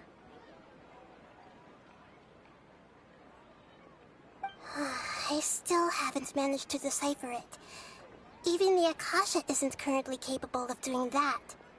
Greater Lord Rukkhadevata's residual consciousness in Irminsul seems to be contaminated with something that has a very dangerous aura to it. Many devoted scholars go mad as soon as they connect their consciousness. I've warned the Academia about this many times, but people still keep falling victim to it. But I believe this is the key to saving Irminsul. That's why I've kept trying to decipher it. So the tree in the vision was Irminsul? Oh, Tighnari also said that Irminsul is sick. Is it because of the contaminated consciousness? But even if you can't figure out what that vision was all about, it seems like our search for you was all in vain. The Traveler wasn't affected after coming in contact with that consciousness. I've never seen anyone like that. With you here, we may have a chance at deciphering it. No, we must decipher its secrets. I've already eliminated all other factors that might affect Irminsul. This is the only one left. This puzzle has life and death at stake. It could determine Irminsul's fate, as well as Tevat's. To be accurate, I'm using the Akasha as a medium to occupy Catherine's consciousness. How did you do that? Poor Catherine. Does this mean you can also occupy other people's consciousnesses?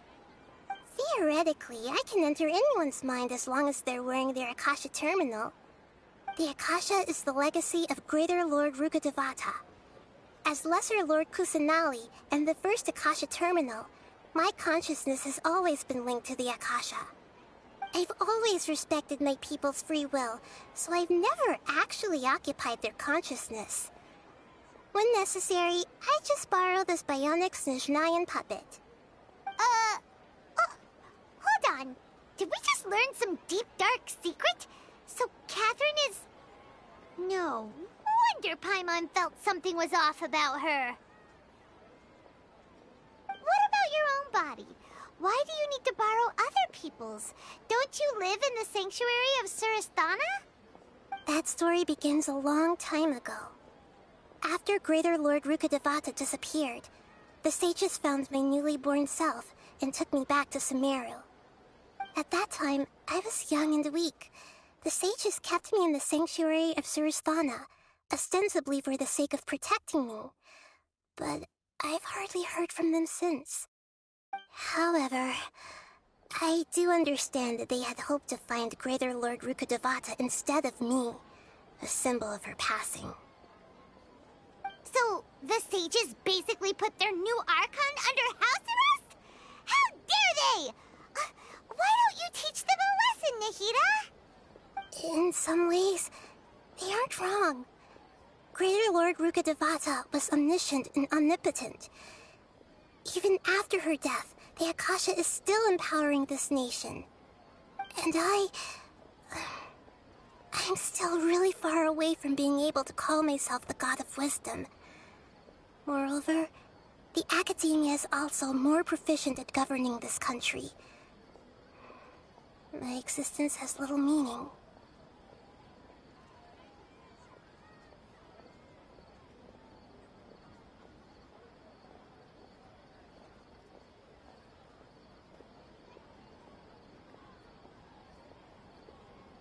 Yeah, you got a lot of believers. Just look at the Sub-Zero's festival. Everyone who showed up truly loves you. Thank you for the kind words. But I honestly don't need physical freedom as long as I can connect my consciousness to the Akasha. Trying to find a way to save Irminsul is my life's mission and top priority. I will work on that, and try to live up to being a deity in the meantime. Every once in a while, I will also take up the duties of the God of Wisdom and enlighten a lost soul here and there. Doing all that should be enough.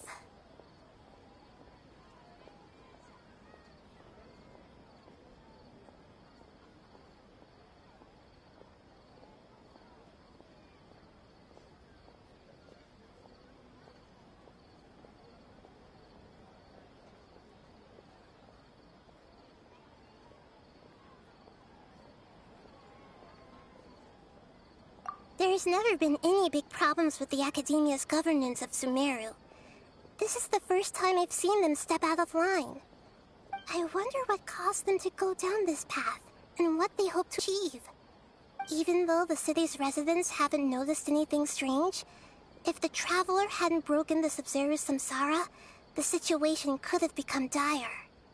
I tried to do some investigating in the Akasha, but I couldn't find anything suspicious. And all the people of interest seem to purposely avoid wearing their Akasha terminals. I think they're deliberately trying to hide something.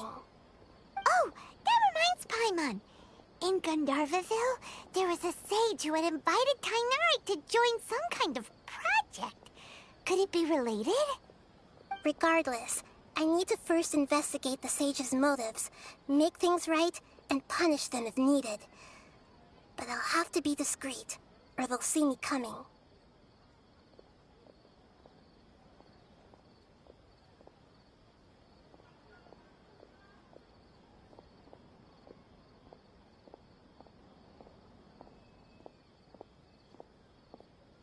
You mean how the Akasha stops you from having dreams? Yeah, it's been such a long time. No one's noticed something's up? It's not that no one noticed. It's more like no one cared.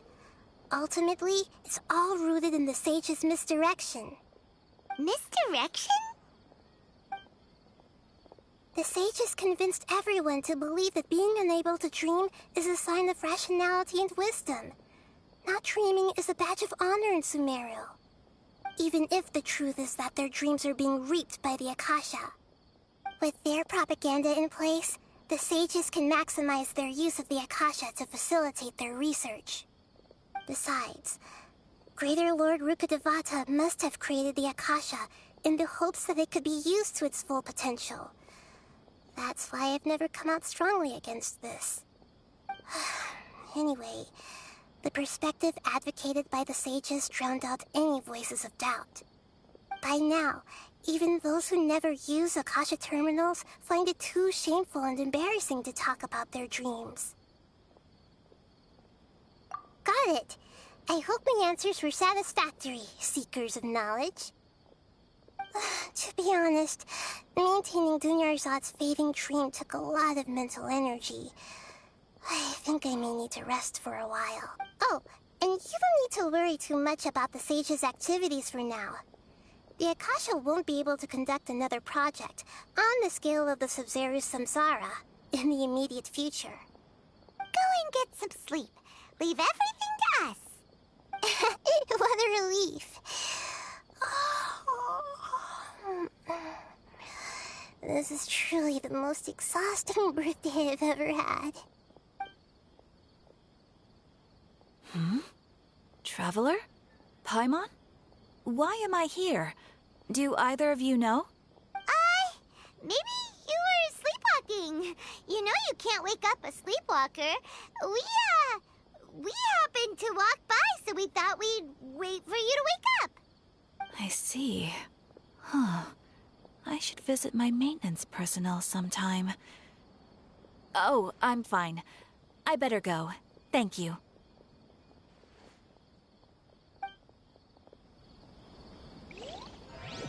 We spent quite some time in Sumeru City, but ever since we last said goodbye to Lesser Lord Kusanali, we haven't heard anything from her.